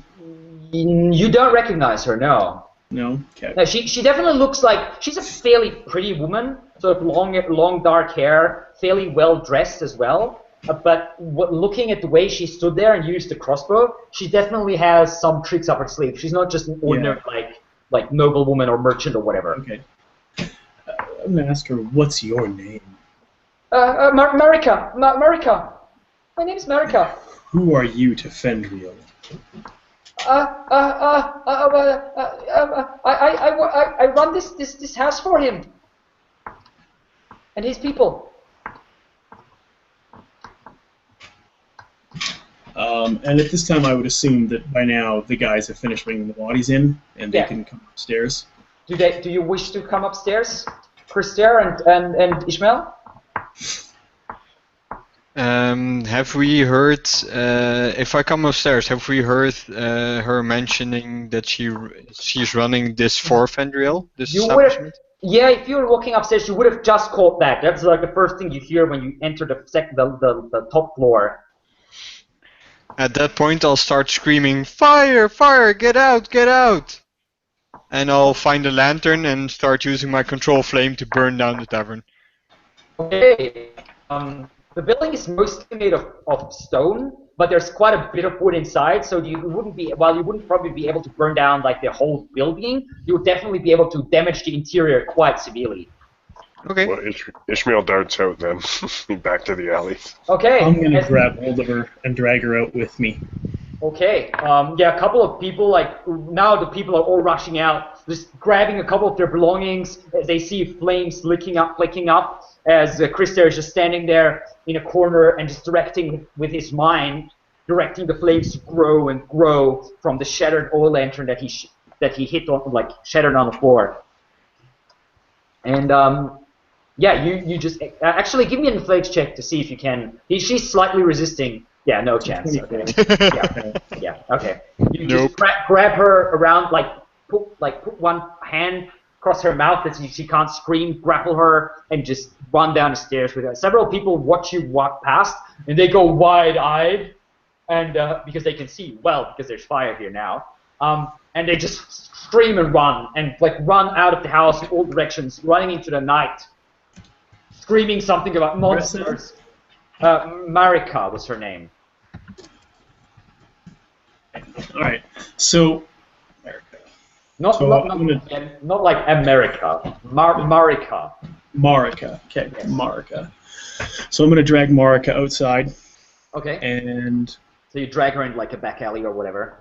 Yeah, and I'm gonna look at both of my companions and.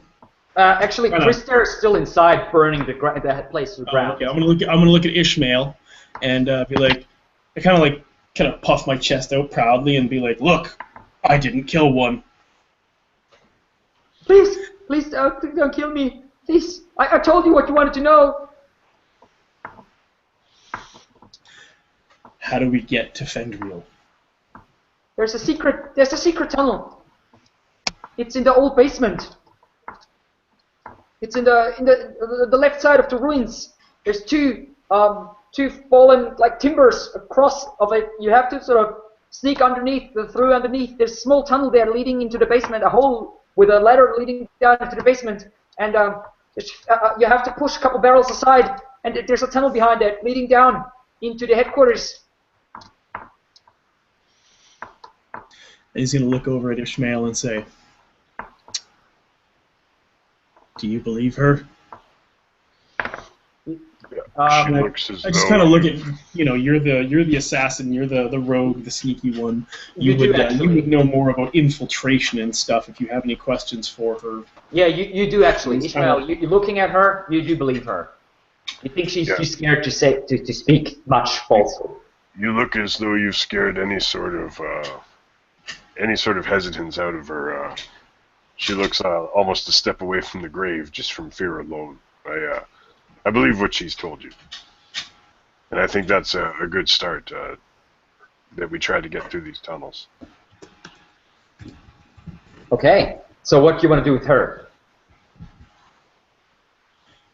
Well, do we want to leave a witness? Please, I told you everything.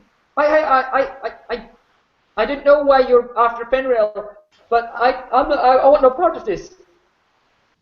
Is there another town you can go to for a few days? Of course, I'll leave town if need be. Sure, I'll leave first thing in the morning, as soon as the gates are open. I'll leave it with my companions. Please. Alex? Yeah. Alex, at this point, can I just, because I kind of suspect as a player, but I don't know if Torak would suspect at all. Okay. I only saw the ghost of Alexei down in the underworld. Yes. Would Torak at all, can I make an intelligence check to see if maybe he suspects that Levi is alive? You can certainly do that. Okay. Actually, you are very focused on your boys as a character, so even though Thorak isn't the smartest, he would still, maybe, if you have that suspicion, he would have the same one. So I'd say you can have that without rolling. Okay. I'm going to ask, I'm going to ask him, or I'm going to ask this girl, I need to know about a small dwarven child. Frail, but smart. The dwarven child. I've heard something about a dwarven child. I think the count has one in his dungeons or something. I'm not sure. Do you know if he's all right? I've only heard rumors. I don't know. Only Fenriel deals with the Count. We don't speak to him. Fendriel still And deals with the Count. Ishmael, when he heard that somebody's got a child in a dungeon, his dagger actually was pulled out and into the moonlight, even though it's still reading. But he doesn't say anything. Okay. I told you everything. Please let me leave. I'll leave town first thing in the morning. You'll never see me again. You're leaving town now. Well, the gates are closed. How am I supposed to get out? Can't jump You're from the a walls. resourceful woman. Would you rather I dropped you? No, of course not. I'm leaving town now. Of course. She just nods. Thank you, and scuttles off, disappears into the darkness. And you're just standing there looking at each other, and Chris there with the shadow of the burning house, like the flames of the burning house at his back, now steps into the alley with you. And you can see now in the back, like people running around, trying to save the house, like bringing like buckets of water and such. And the rain obviously also helps, so it probably won't spread. But still, there's a bunch of people around, but no one, you standing off in the back alley in the darkness, no one sees you. Okay. Well, Ishmael, should we head back to the White Spider, or do we want to try and come up with a plan? I think you're right. Onward to the spider. Okay, so I'm assuming you share with Chris there what you just heard?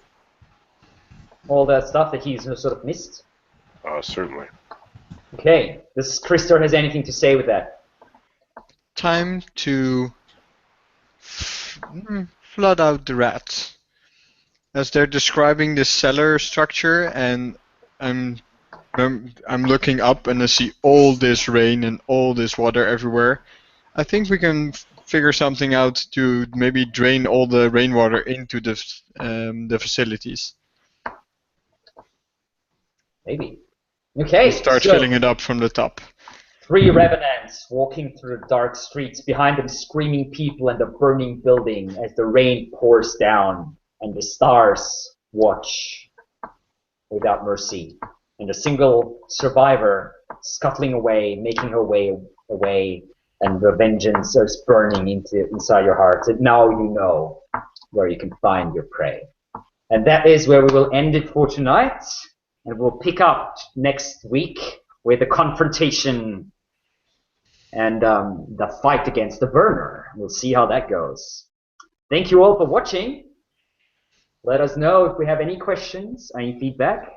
And yeah, I hope you're looking forward to next week and the week after, when they might or might not save a small child from a dungeon and face an evil count at the heart of his power. See ya, everyone. Excellent. Have a good evening.